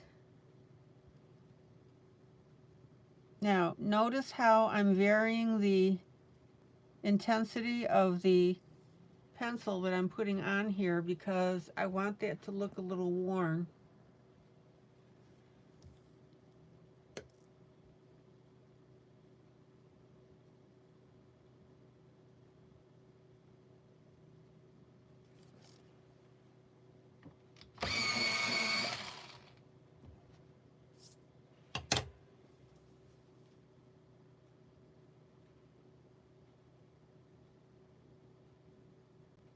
And guys, I want you to remember that you always want to find a way to add interest to whatever piece you're coloring or whatever part you're coloring.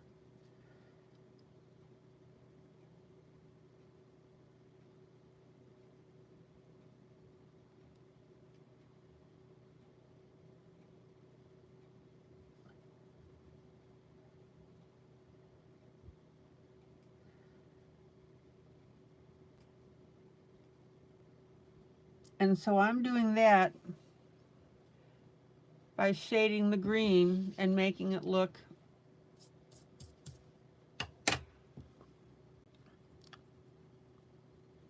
like it's been used. And in fact, I'm going to take a little Payne's Gray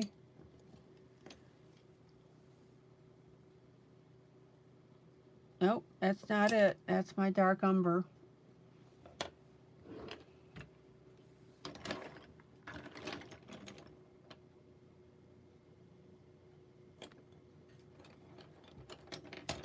There it is. I'm going to take a little bit of my Payne's Gray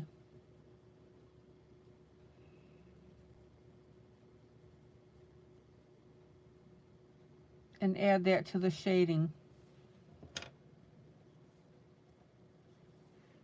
Does that make sense to you about giving that a little bit of a textured look?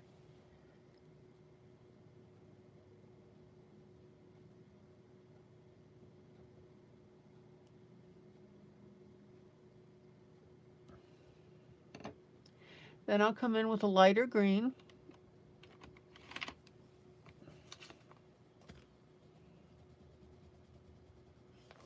Whoop!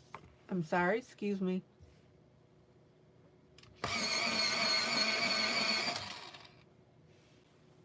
Then I'll come in with a lighter green.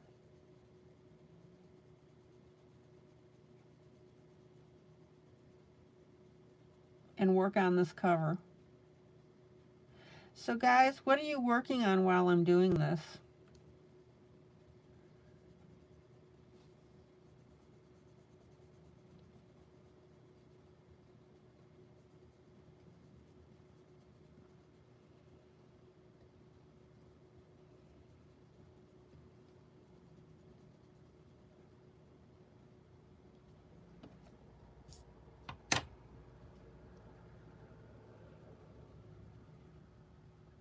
Now, I want that mottled or used look here, M-O-T-T-L-E-D.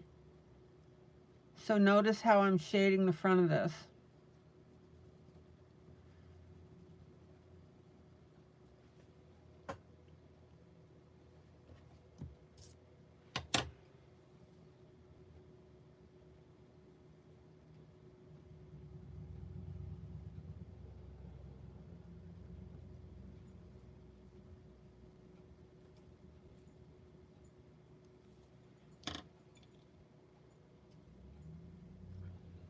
And I'm going to take my eraser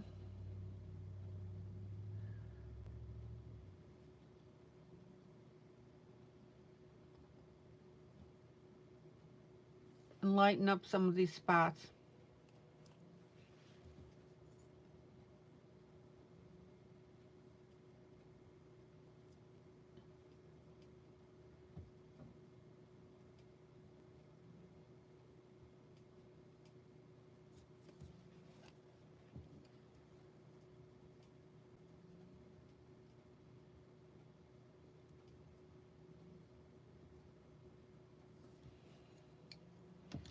And then I'm going to, let's see,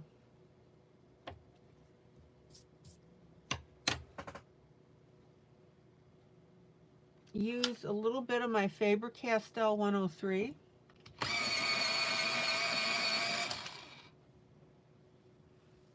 And I'm just going to add some hints of it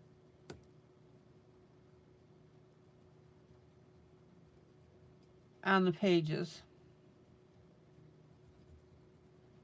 Not much.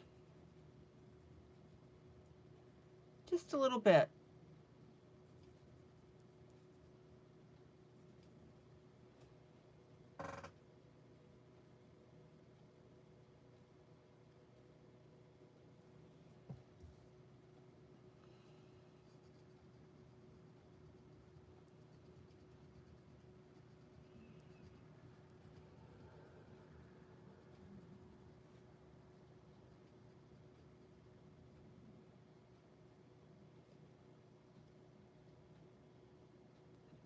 And while I'm at it, I'm going to slide over to the book that's in the hands of our young man. And I'm going to go ahead and do the same thing.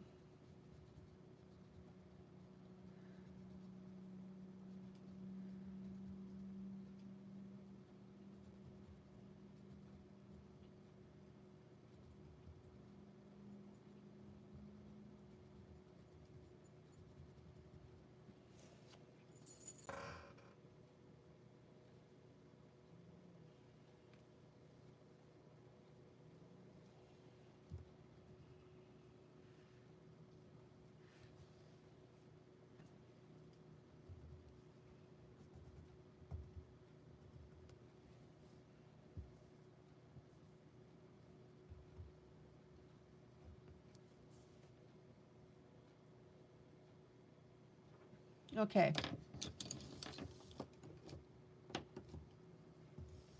Now, we have the page open of this book. I'm going to rotate this a little bit. So, I'm roughly looking at the top of the page here.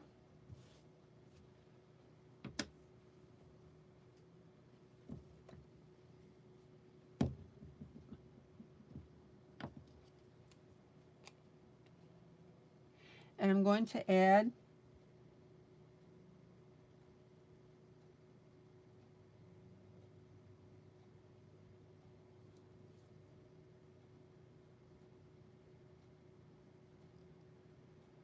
a little pattern here on the outside.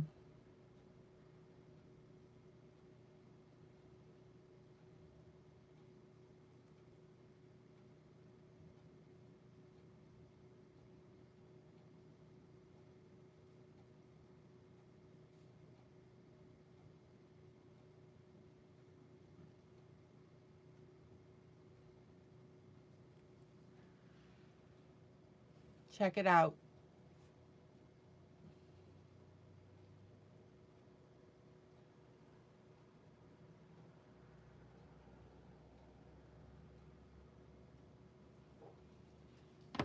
Now, I'm assuming that this is some sort of picture that's on this, going to be on this page.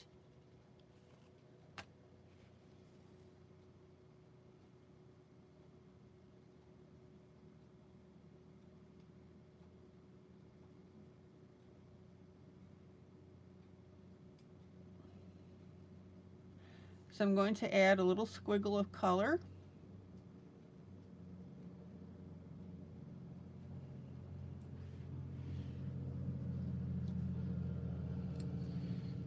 Green and a little gray.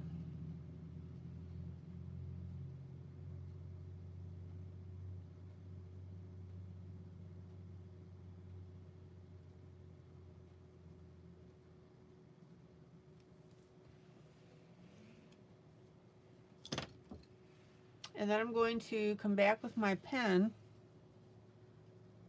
Let's see.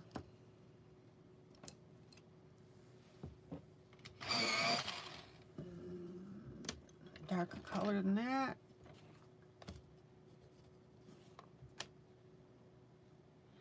I'm I'm going to add a little color to this outside.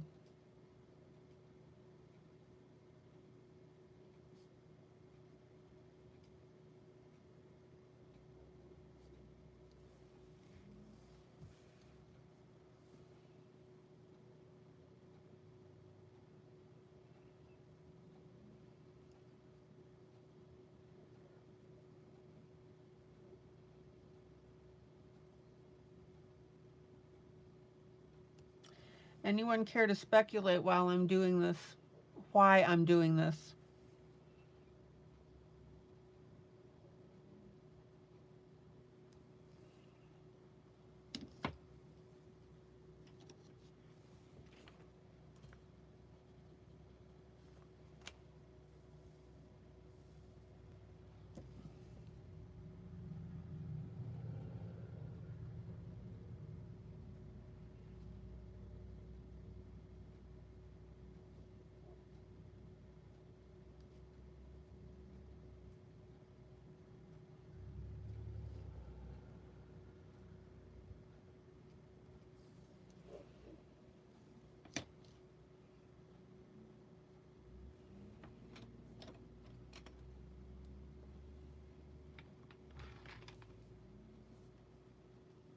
Linda, you're finishing up the hummingbird and catching up to what I'm doing.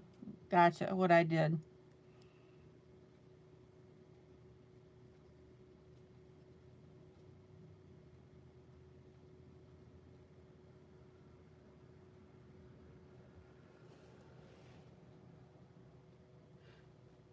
Take your time, Linda.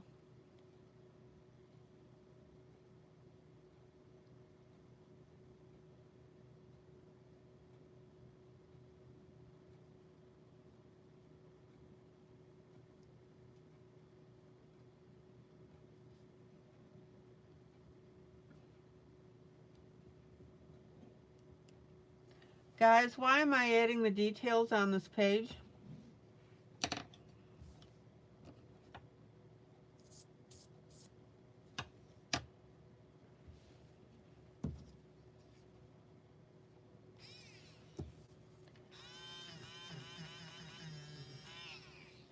And while I'm at it, I'm going to add a little bit of color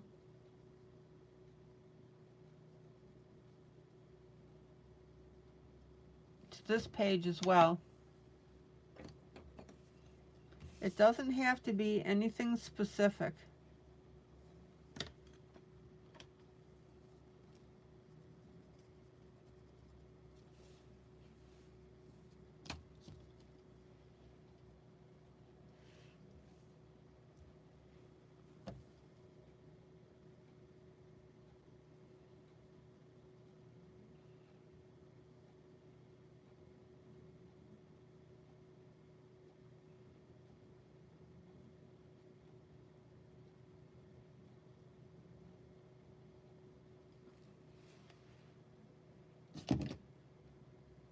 Check it out.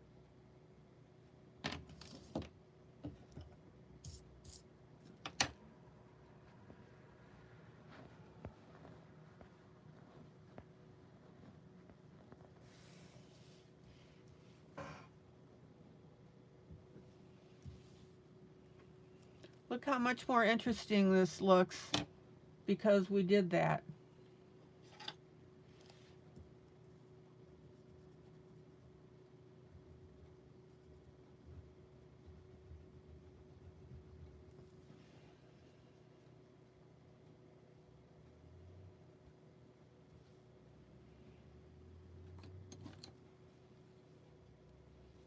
Okay, hold on.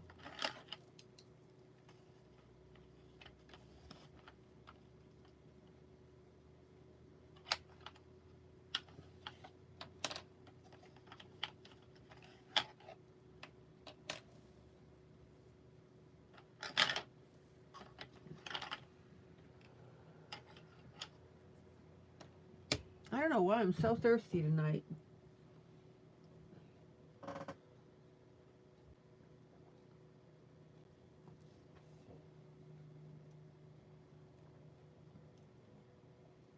Okay.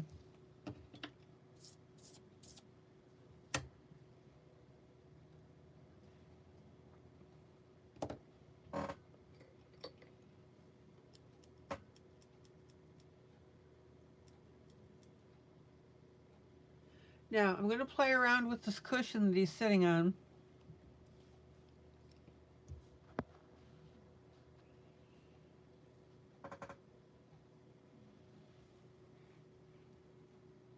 And I'm going to do this in pencil.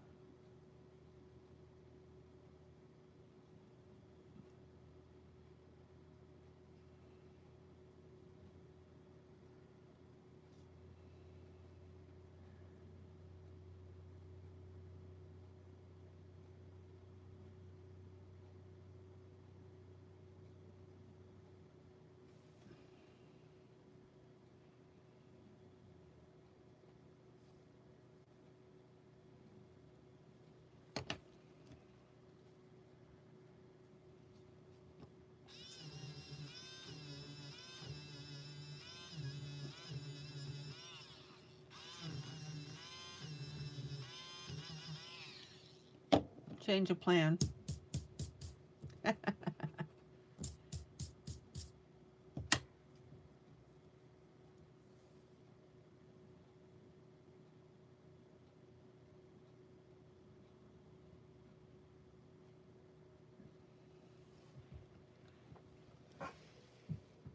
We're going to make this look like tufts.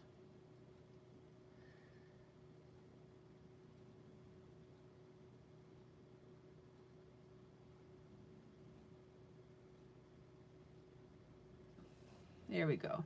That's what I want to do.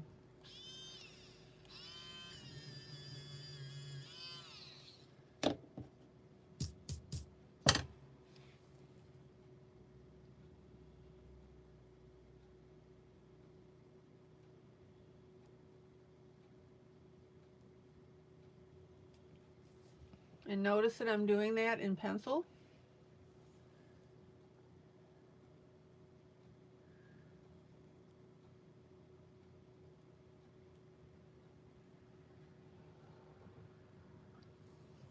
Trust me, I am not an illustrator.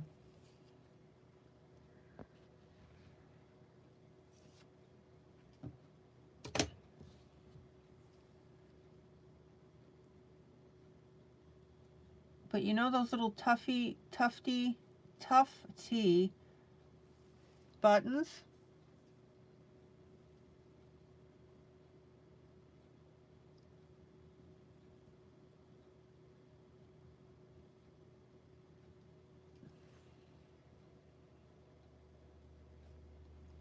That's what I'm looking to represent.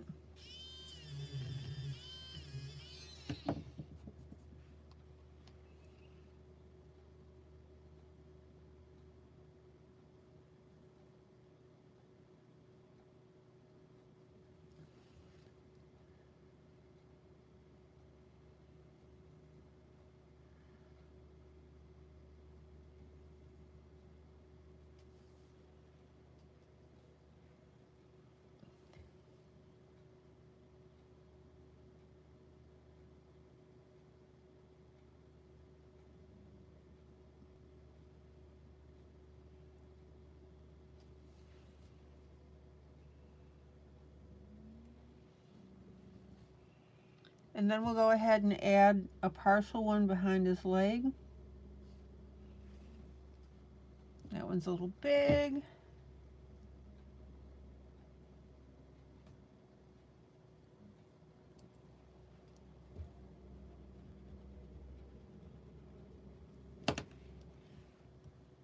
And guys, these tufts are very easy to put in.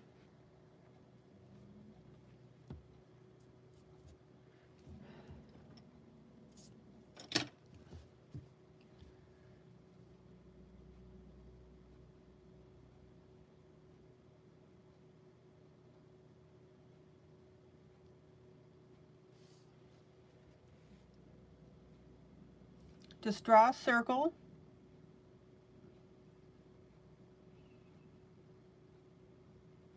Put in your little gray area here. I found that 3 works best.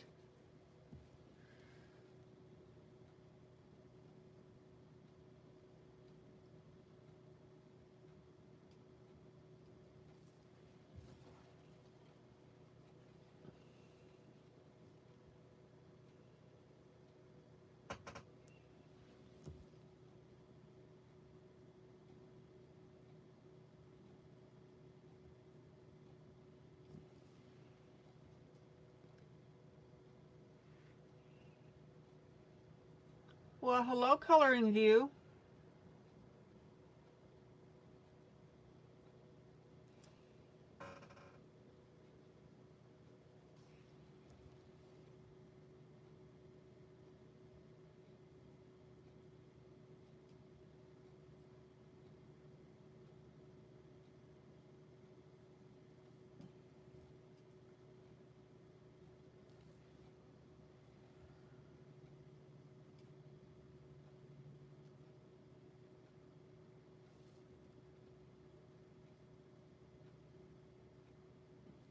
Thank you for sharing.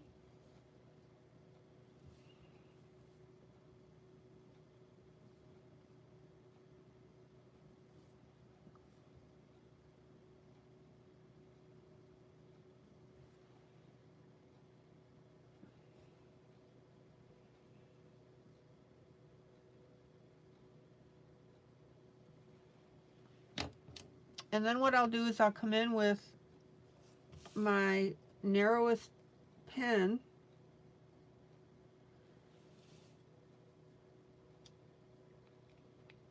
Oh, I'll get a different one here.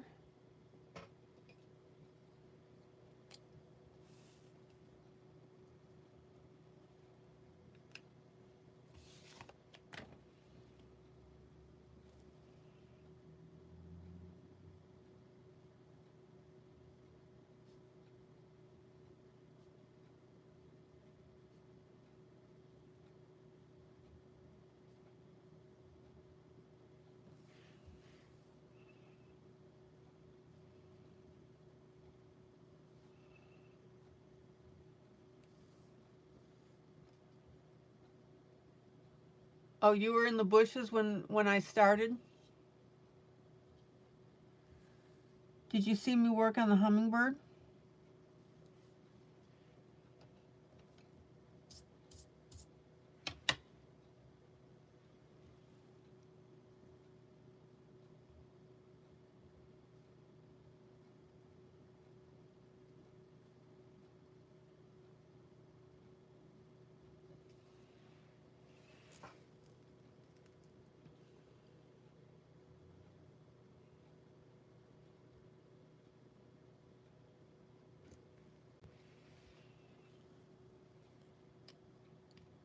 I'm going to leave those little spider arms off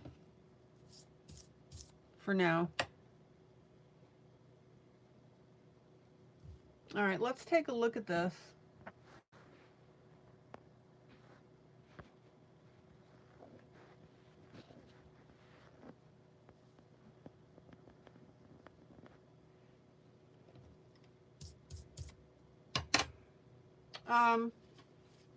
CV, this is what I was doing with the hummingbird, is working on the pine needles.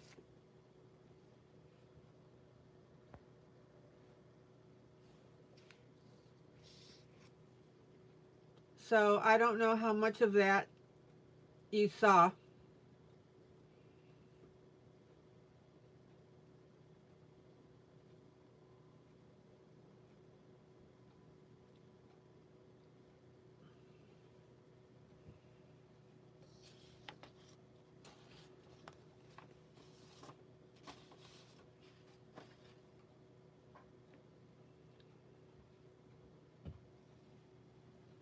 Okay, so I want a somewhat neutral color for my stool that he's sitting on, particularly given that I've made his pants very bright.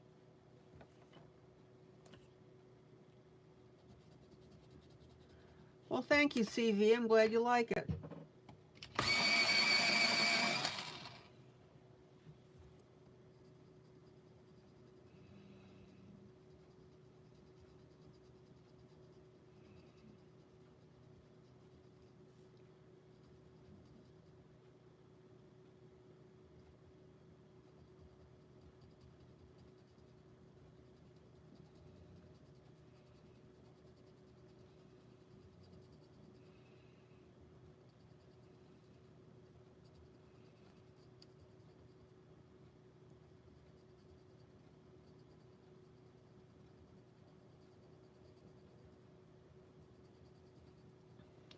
Now, one thing I want you to remember,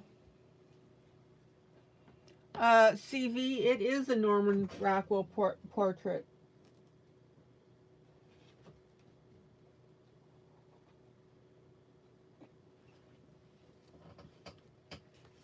This is the book that it's from. In fact, I have 2 of his books. Ah.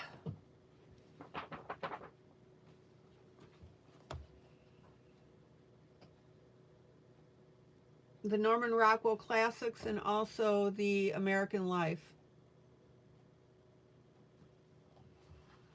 So, spot on. Hickey.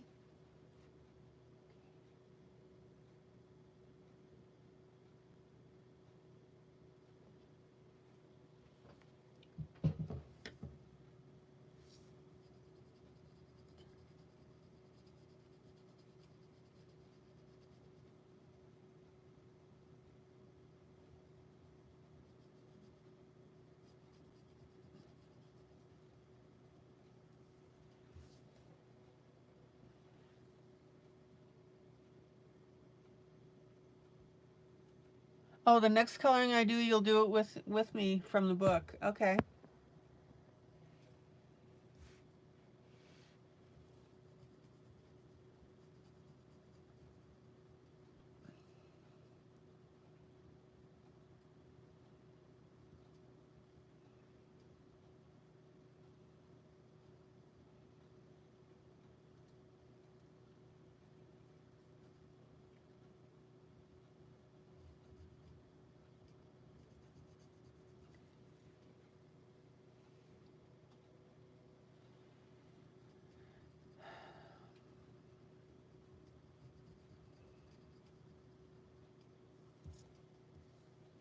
Okay. And then I need to go in and just draw in one more circle here.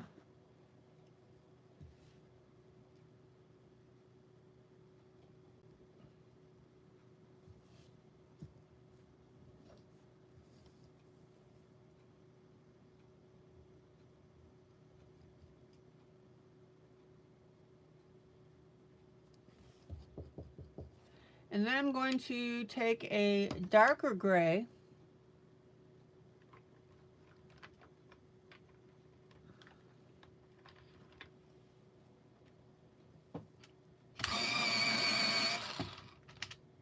and start shading up these little tufty things.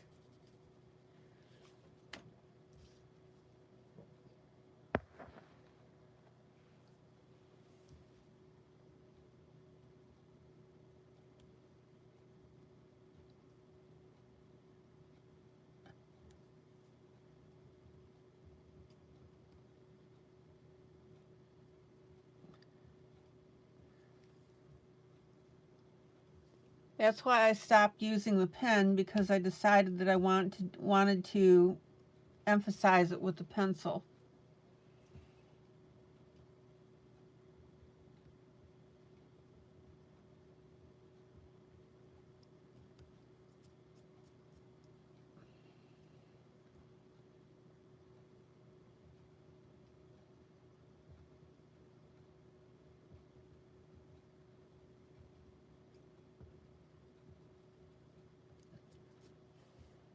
Check it out.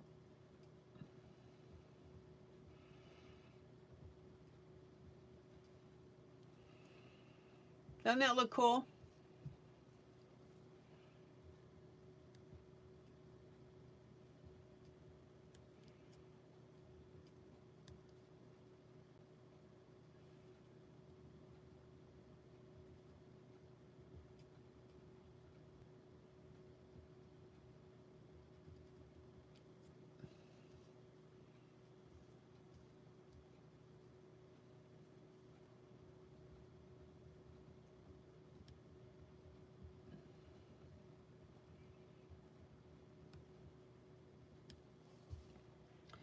Now, one thing that I want you to notice is that the colors that I'm using on this entire piece are relatively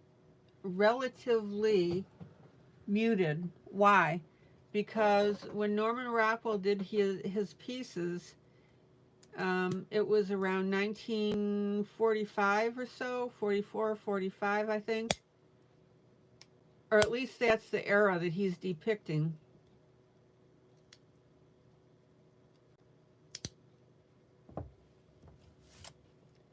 Let me look on the back of this title.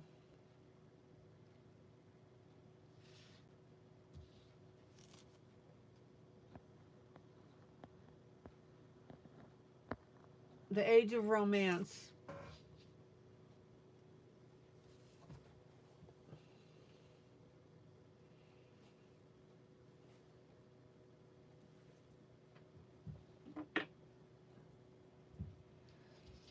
All right.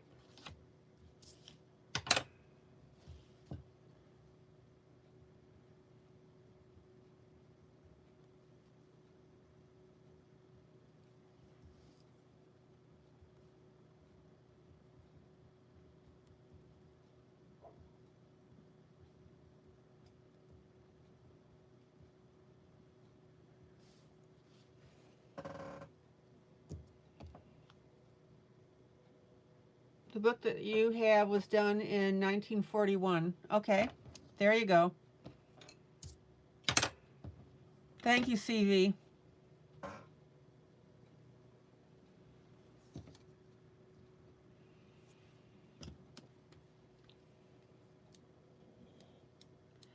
And then I'm going to take my pencil, which is a mechanical pencil, which has my very narrow lead.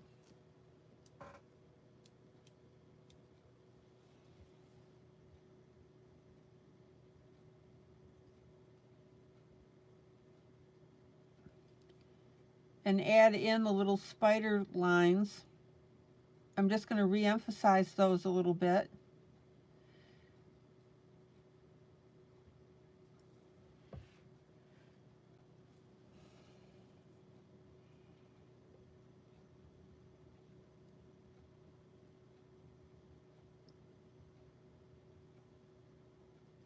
And if you think about it, all this is like a gray coloring pencil, colored pencil, with a very, very fine tip. So it works beautifully.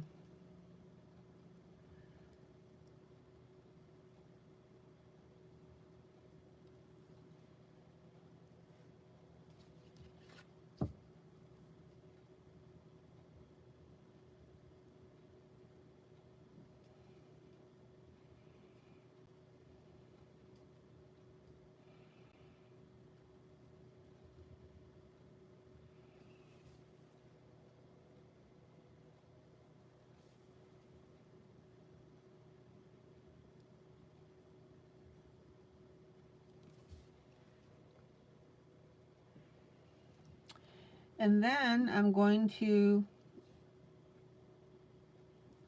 emphasize my lines just a little bit more here, not much.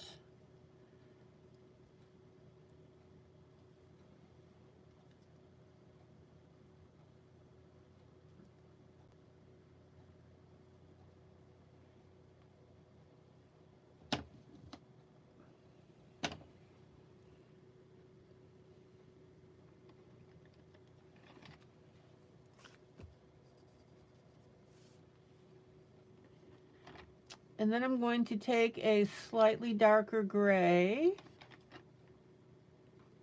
as soon as I find what I want.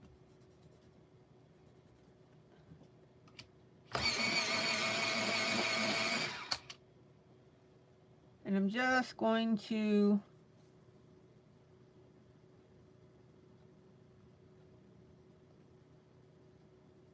shadow in those lines.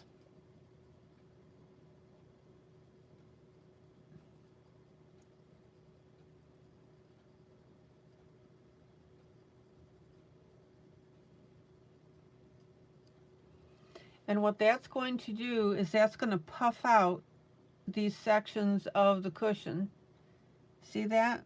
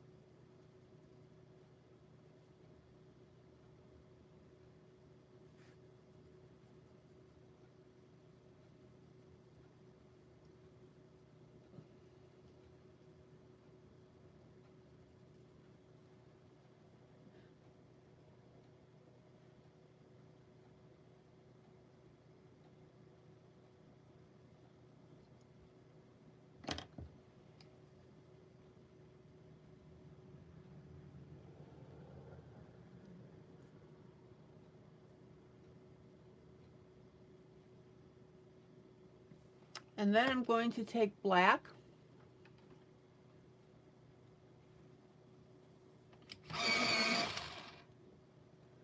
Not that pencil.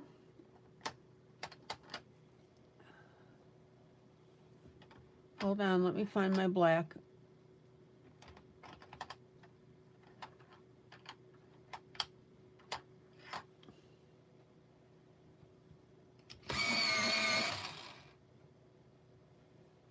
Oh, let's see.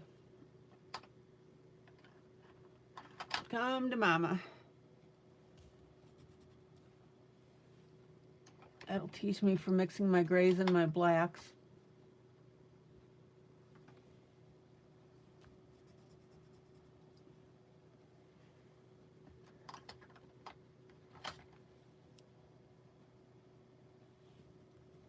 There we go.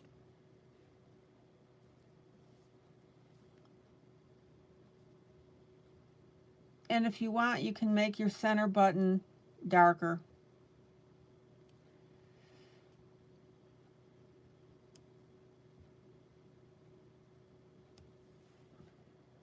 I do have a separate slot for my blacks, but I accidentally put some grays in there.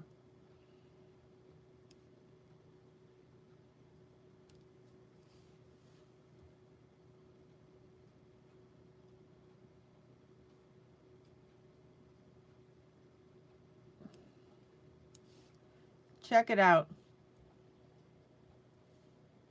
And then I'm going to do a finger blend.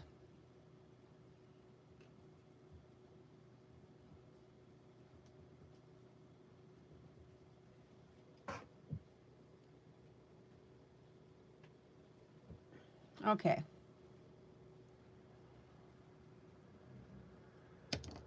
And then I'm going to use my darker gray here where he's sitting.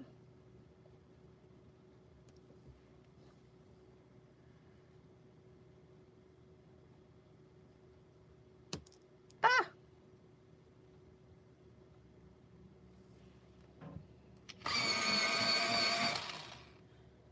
And the picture doesn't call for it, but I'm going to add a little bit of shading underneath his rear.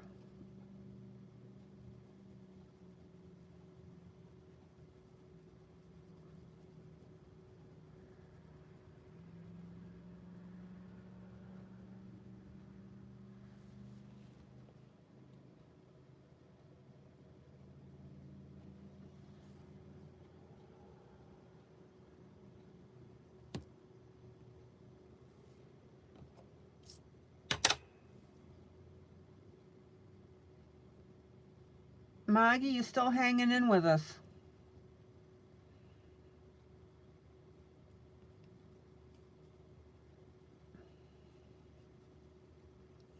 And guys, this is where, when you're doing grayscale, is I want you to add your personal touches and ideas. This is why I'm adding this gray under his rear, even though there is not gray shading drawn in to compel you to do that.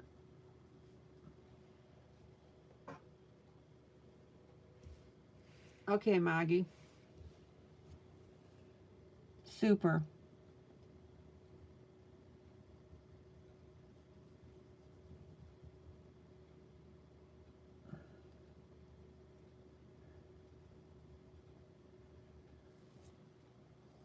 And then we'll put a little bit of this gray right here as well.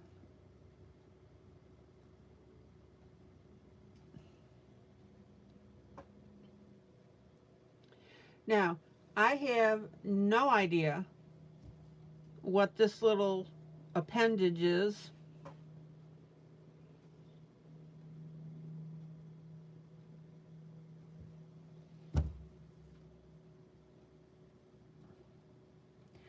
So I'm just going to shade that a little bit.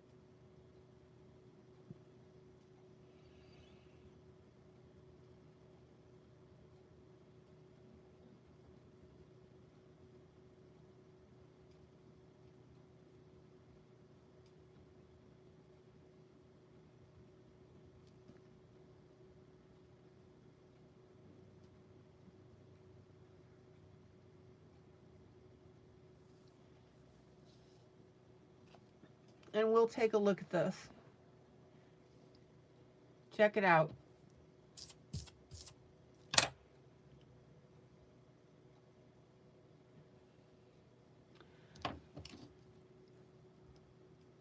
Okay.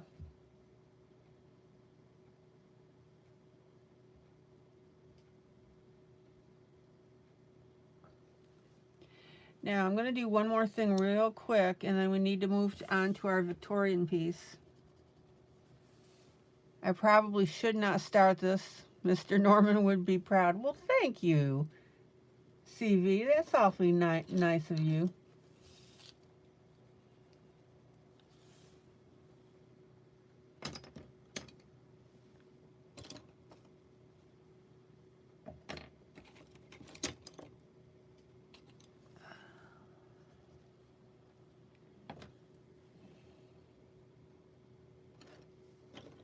I'm just going to do this one little portion on his armor as soon as I find the colors that I want.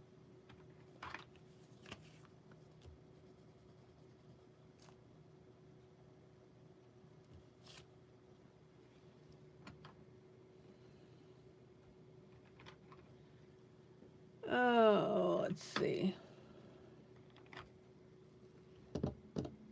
Come on, come to mama. All right, there's one of them.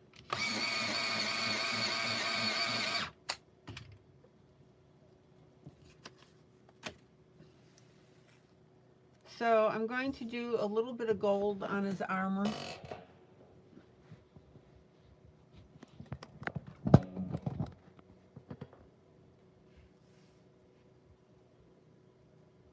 Okay, CV.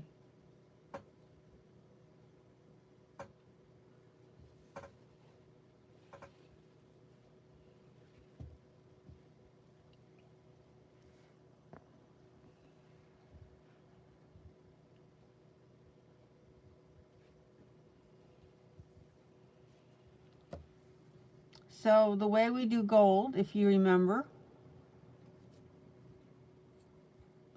is we use a darker brown on the outside.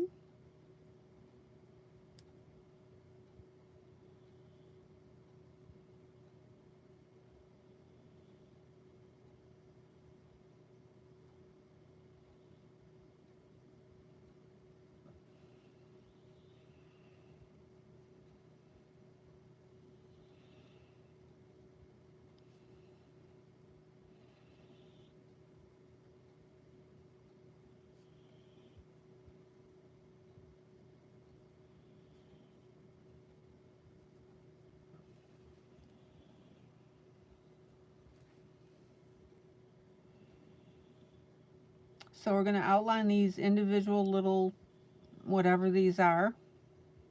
Oh, I am just a wealth of information tonight, aren't I?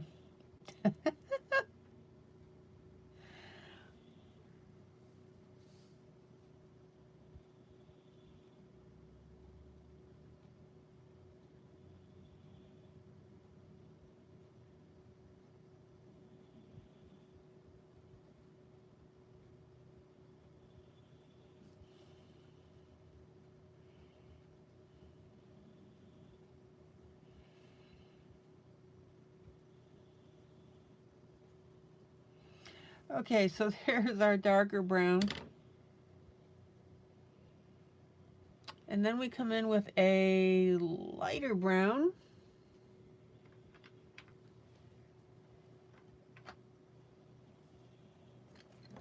Hey, I'm saying tufty things and armor thingies. Armor whatever. If I start using the term thingies, I'm a little tired. I did not sleep well. I was up late last night. I'm pretty excited about a project that I'm working on for you guys. And I got a little carried away and I stayed up later than I should have.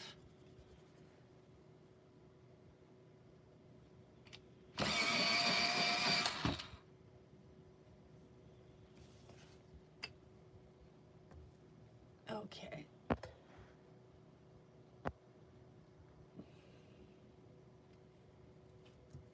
So you know how you get a little, what is it, punch drunk?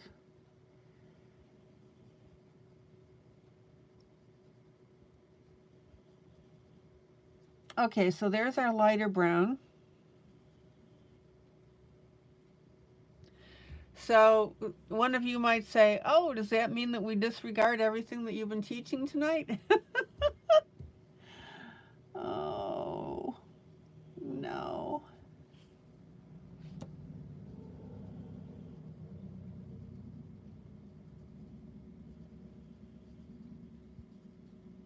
I'm not that far gone. My eyes might be crossing a little bit, but hey. I'm soldiering on and I'm here for you.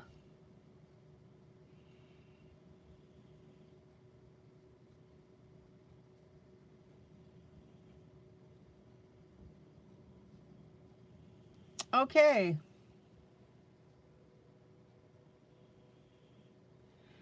So there's our second brown.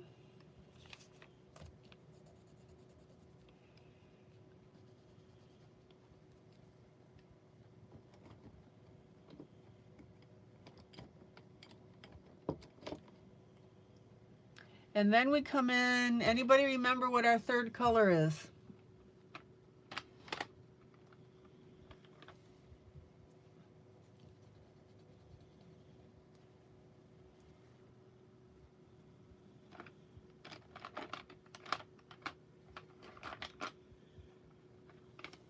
Let me find the shade that I want of it. What's my third color to do gold, guys? Somebody make my evening and tell me.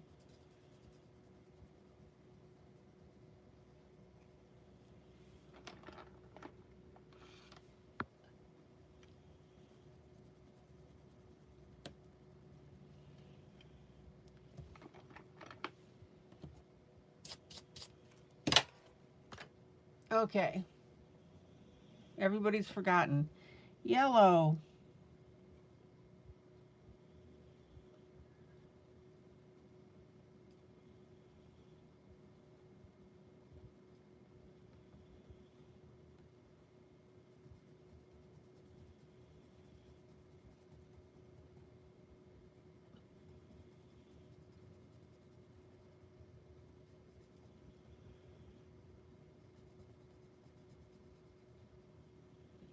Check it out.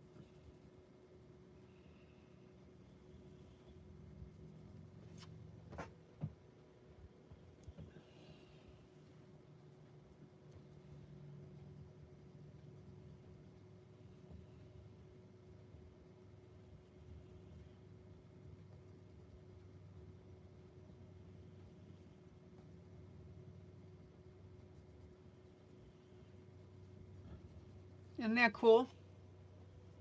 And then if you need to use a little bit of your light brown to go back,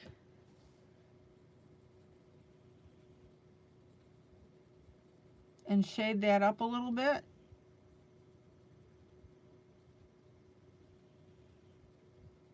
Have at it.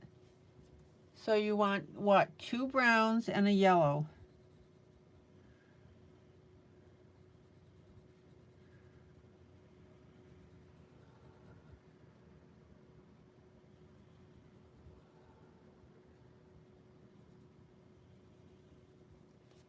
There you go. And the reason that I went with the gold here, and I'm going to smudge with my finger, is because the armor is going to be gray.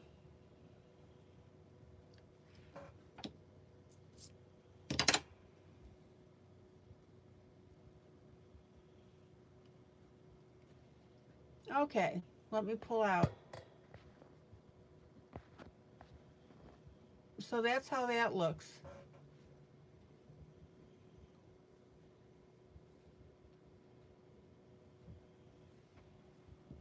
You're welcome, CV. That's why I'm here. You're welcome. My pleasure. And I'll do things like this lion. I'll do him in gold. That'll be really pretty.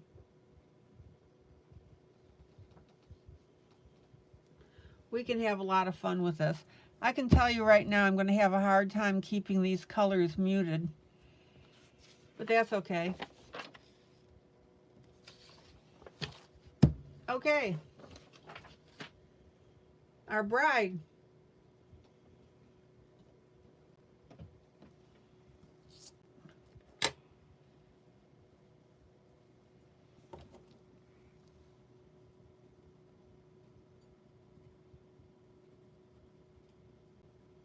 So last night I was working on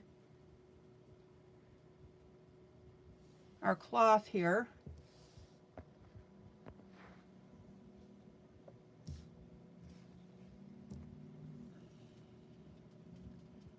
And I just want to blend that up a little bit.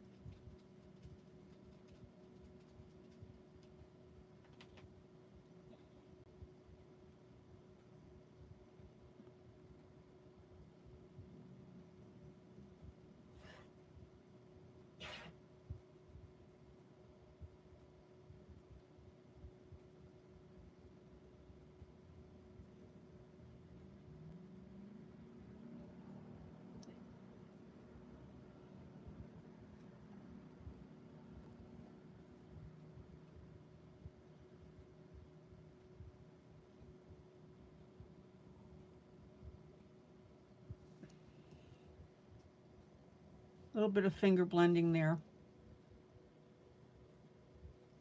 Pretty.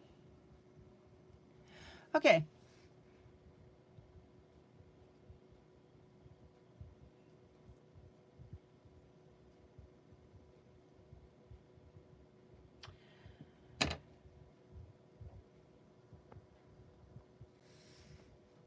Now we have this young lady that is reflected in the mirror, right? What's missing from the reflection?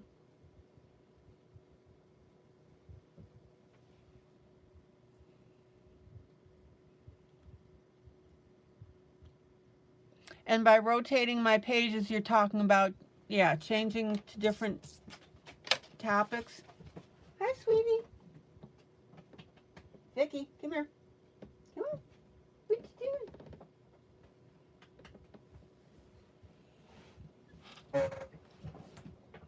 Guys, what's missing from the mirror?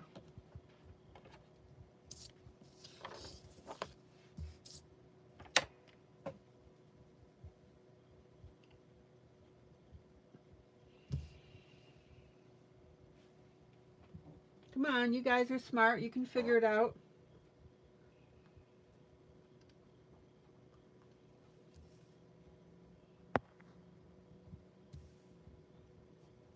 I'll even give you a hint.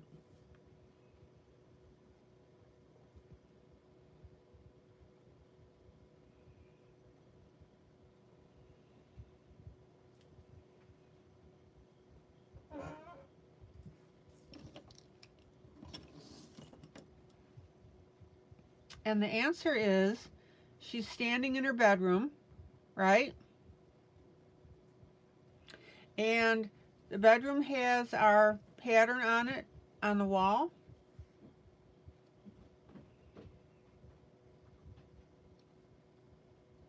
CV just got it.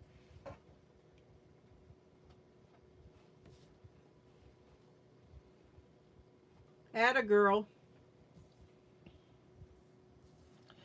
So, pencil.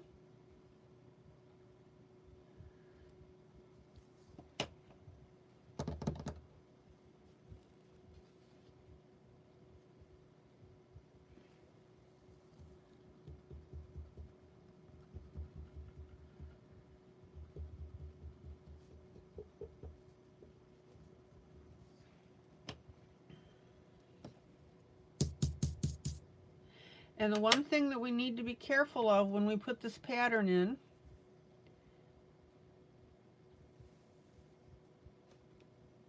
is you don't want the line to be a continuation of what's on the actual wall as we're looking at this. So we need to rotate that a little bit. Everybody see what I mean about that?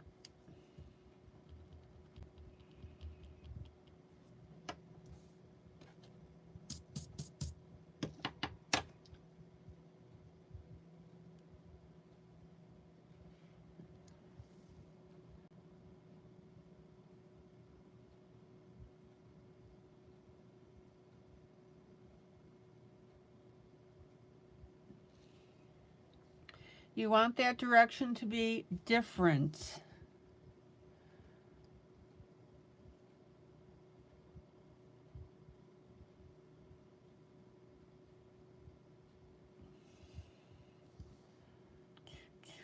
All right, we'll put another dot there.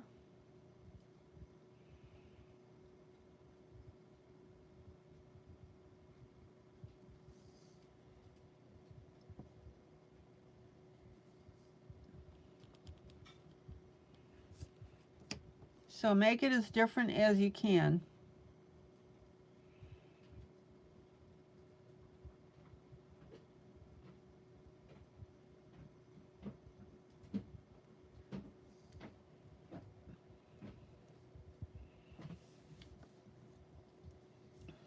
Let's see. So we'll put another dot there.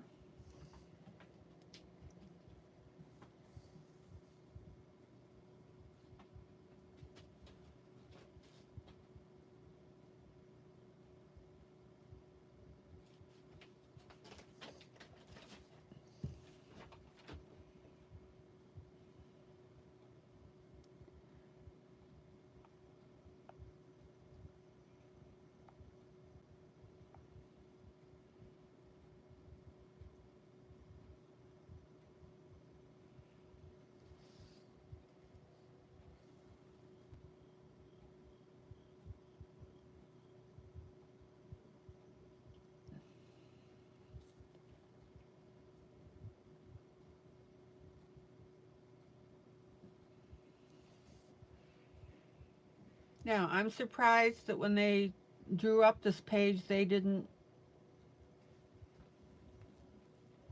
do that themselves.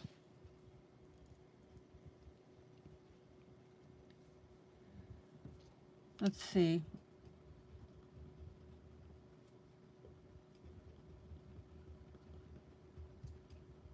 And this is why we use pencil here. Again, I am not an artist.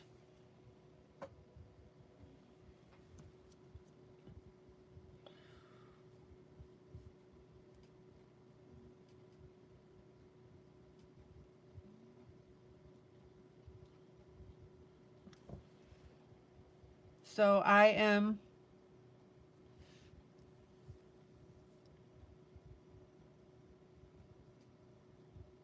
sorry, CV, Norman does what?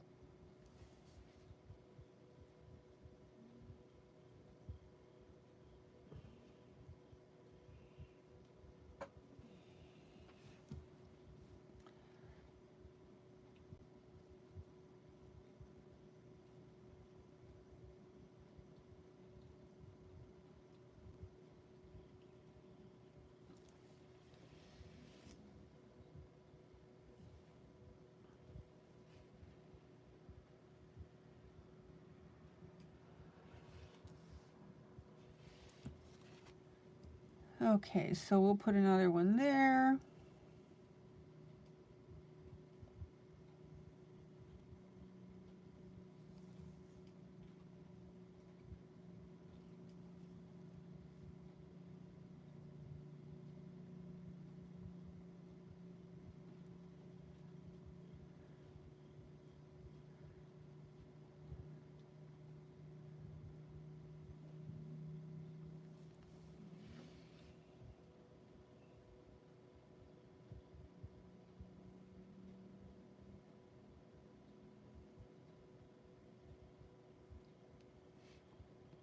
There we go. Now, what I'm going to do, again, this is just because I'm tired at the moment. I'm not 100% happy with the pattern here, so I'll go ahead and fix that. But you get the point.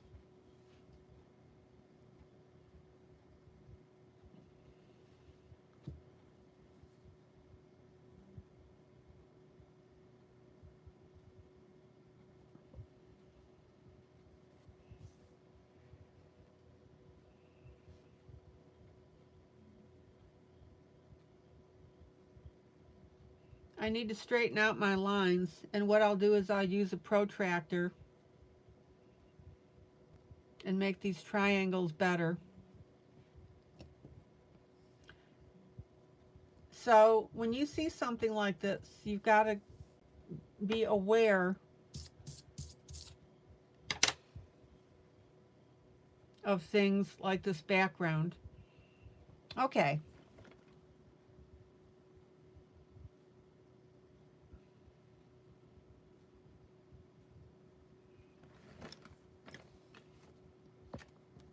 Now I'm going to make my young lady a blondish brown hair.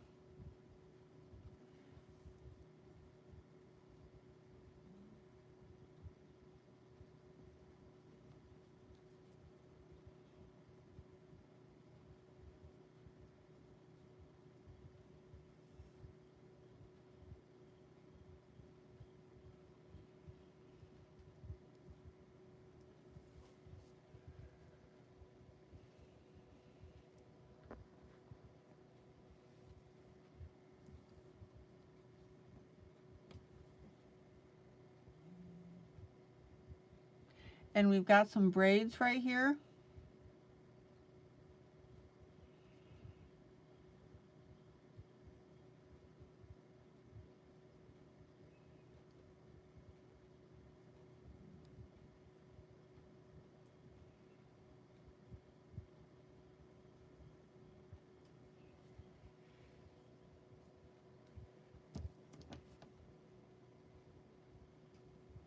And let me go ahead and do her hair on this side as well.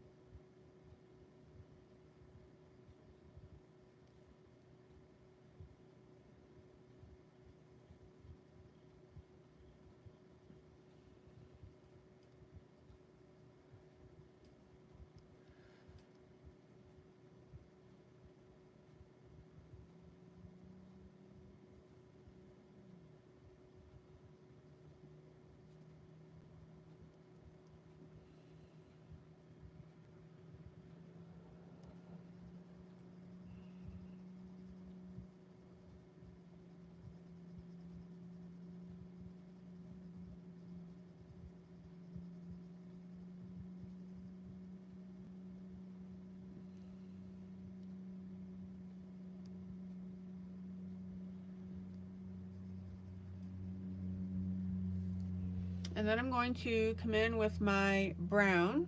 Whoops, I got to get this.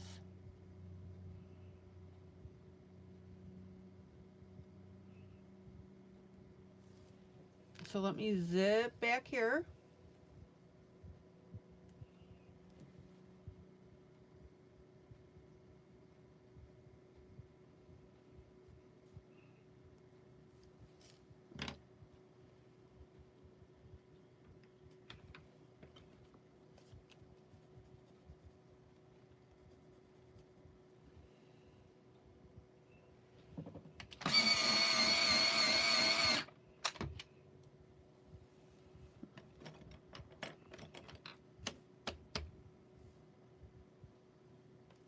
Let's see how I want to go with this.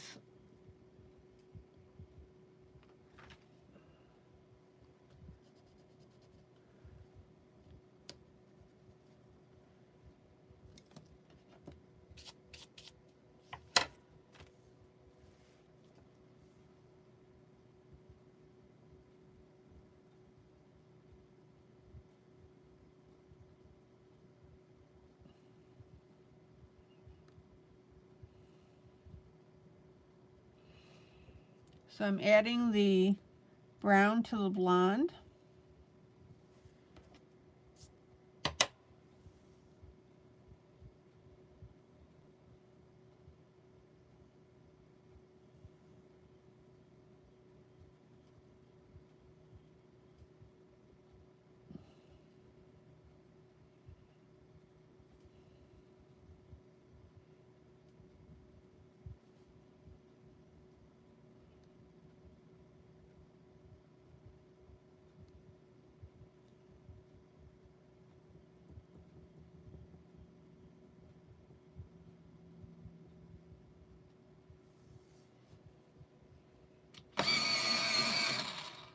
And check out how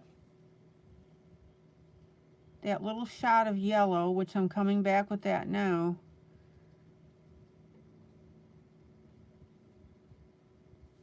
is highlighting the hair beautifully.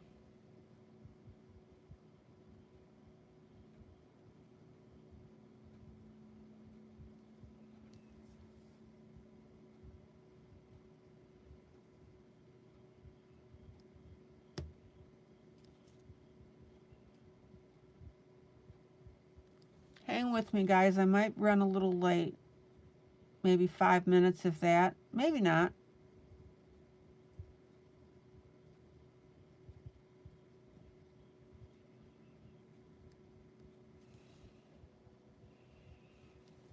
And then I'll come back with my yellow on top of that.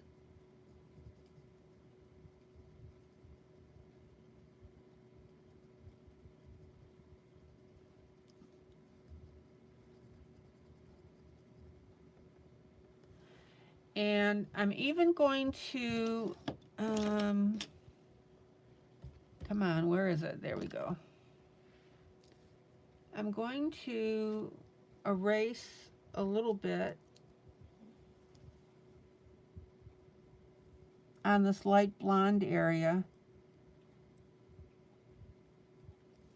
I want that to be a little lighter.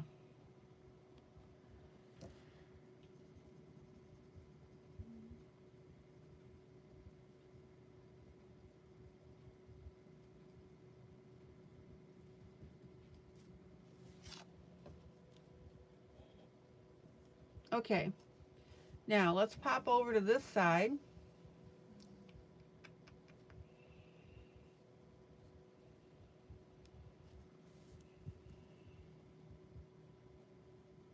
Same type of thing here. We come in with our brown.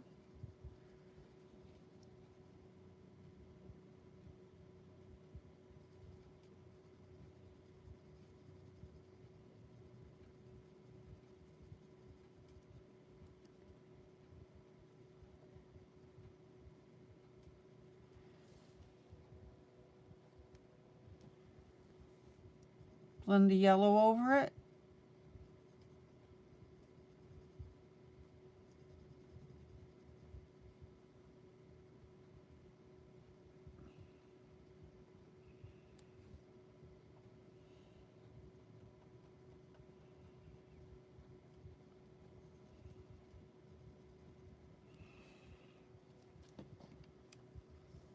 I'm going to erase out just a little bit right here.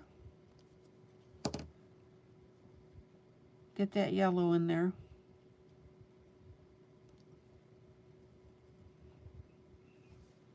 And I'm also going to erase out a little bit here.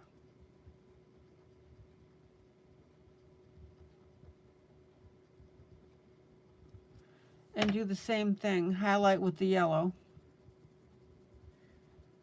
Check it out.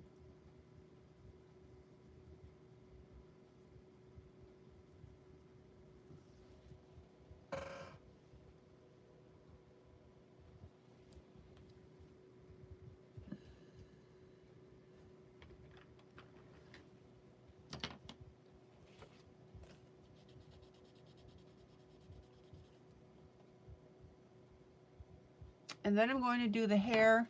Hang with me, it's 10 o'clock.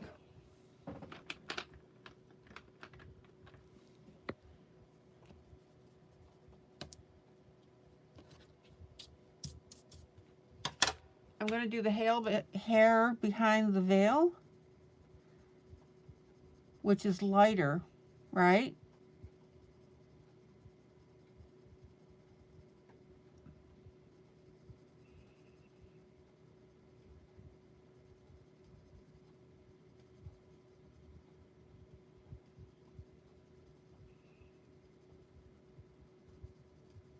So I'm using a gold pencil to depict that.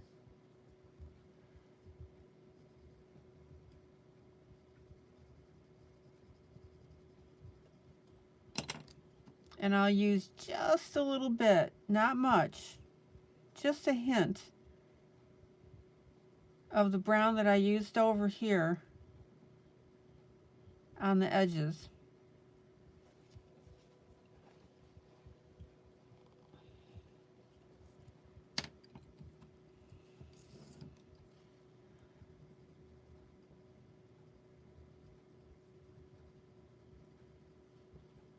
So were you guys wondering how I was going to do this hair with the behind the veil? There we go. Check it out.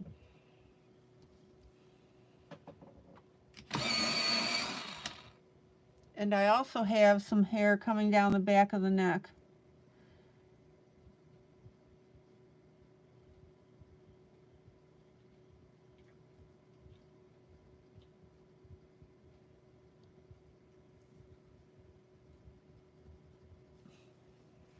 There you go.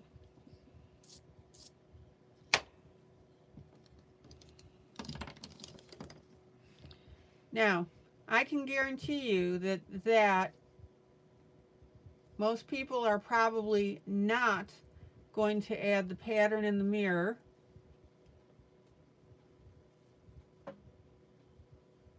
And would probably not take the extra steps to completely tint this lighter.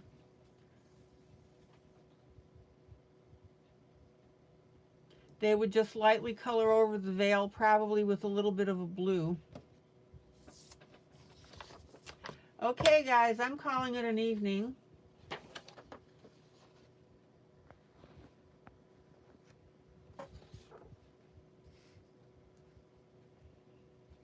So there's Victoriana.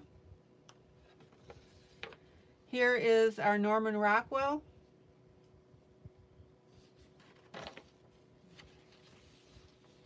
And here is the hummingbird from Hummingbird Jubilee, free picture. Go grab it, color it with us.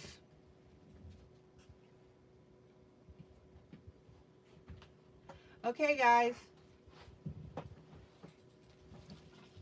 This is ILene Vick for Teaching Adult Coloring with ILene Vick, guys. Joyous, joyous coloring. Love on each other. That's what we're known for. And I hope you learned something. Okay, guys, take care. I'm going to just zoom in on the picture of the hummingbird. How about that? Even though it's not colored. And please do me a favor, give me a thumbs up, would you? That is always appreciated. Okay, see you tomorrow night, same time, same place. Bye.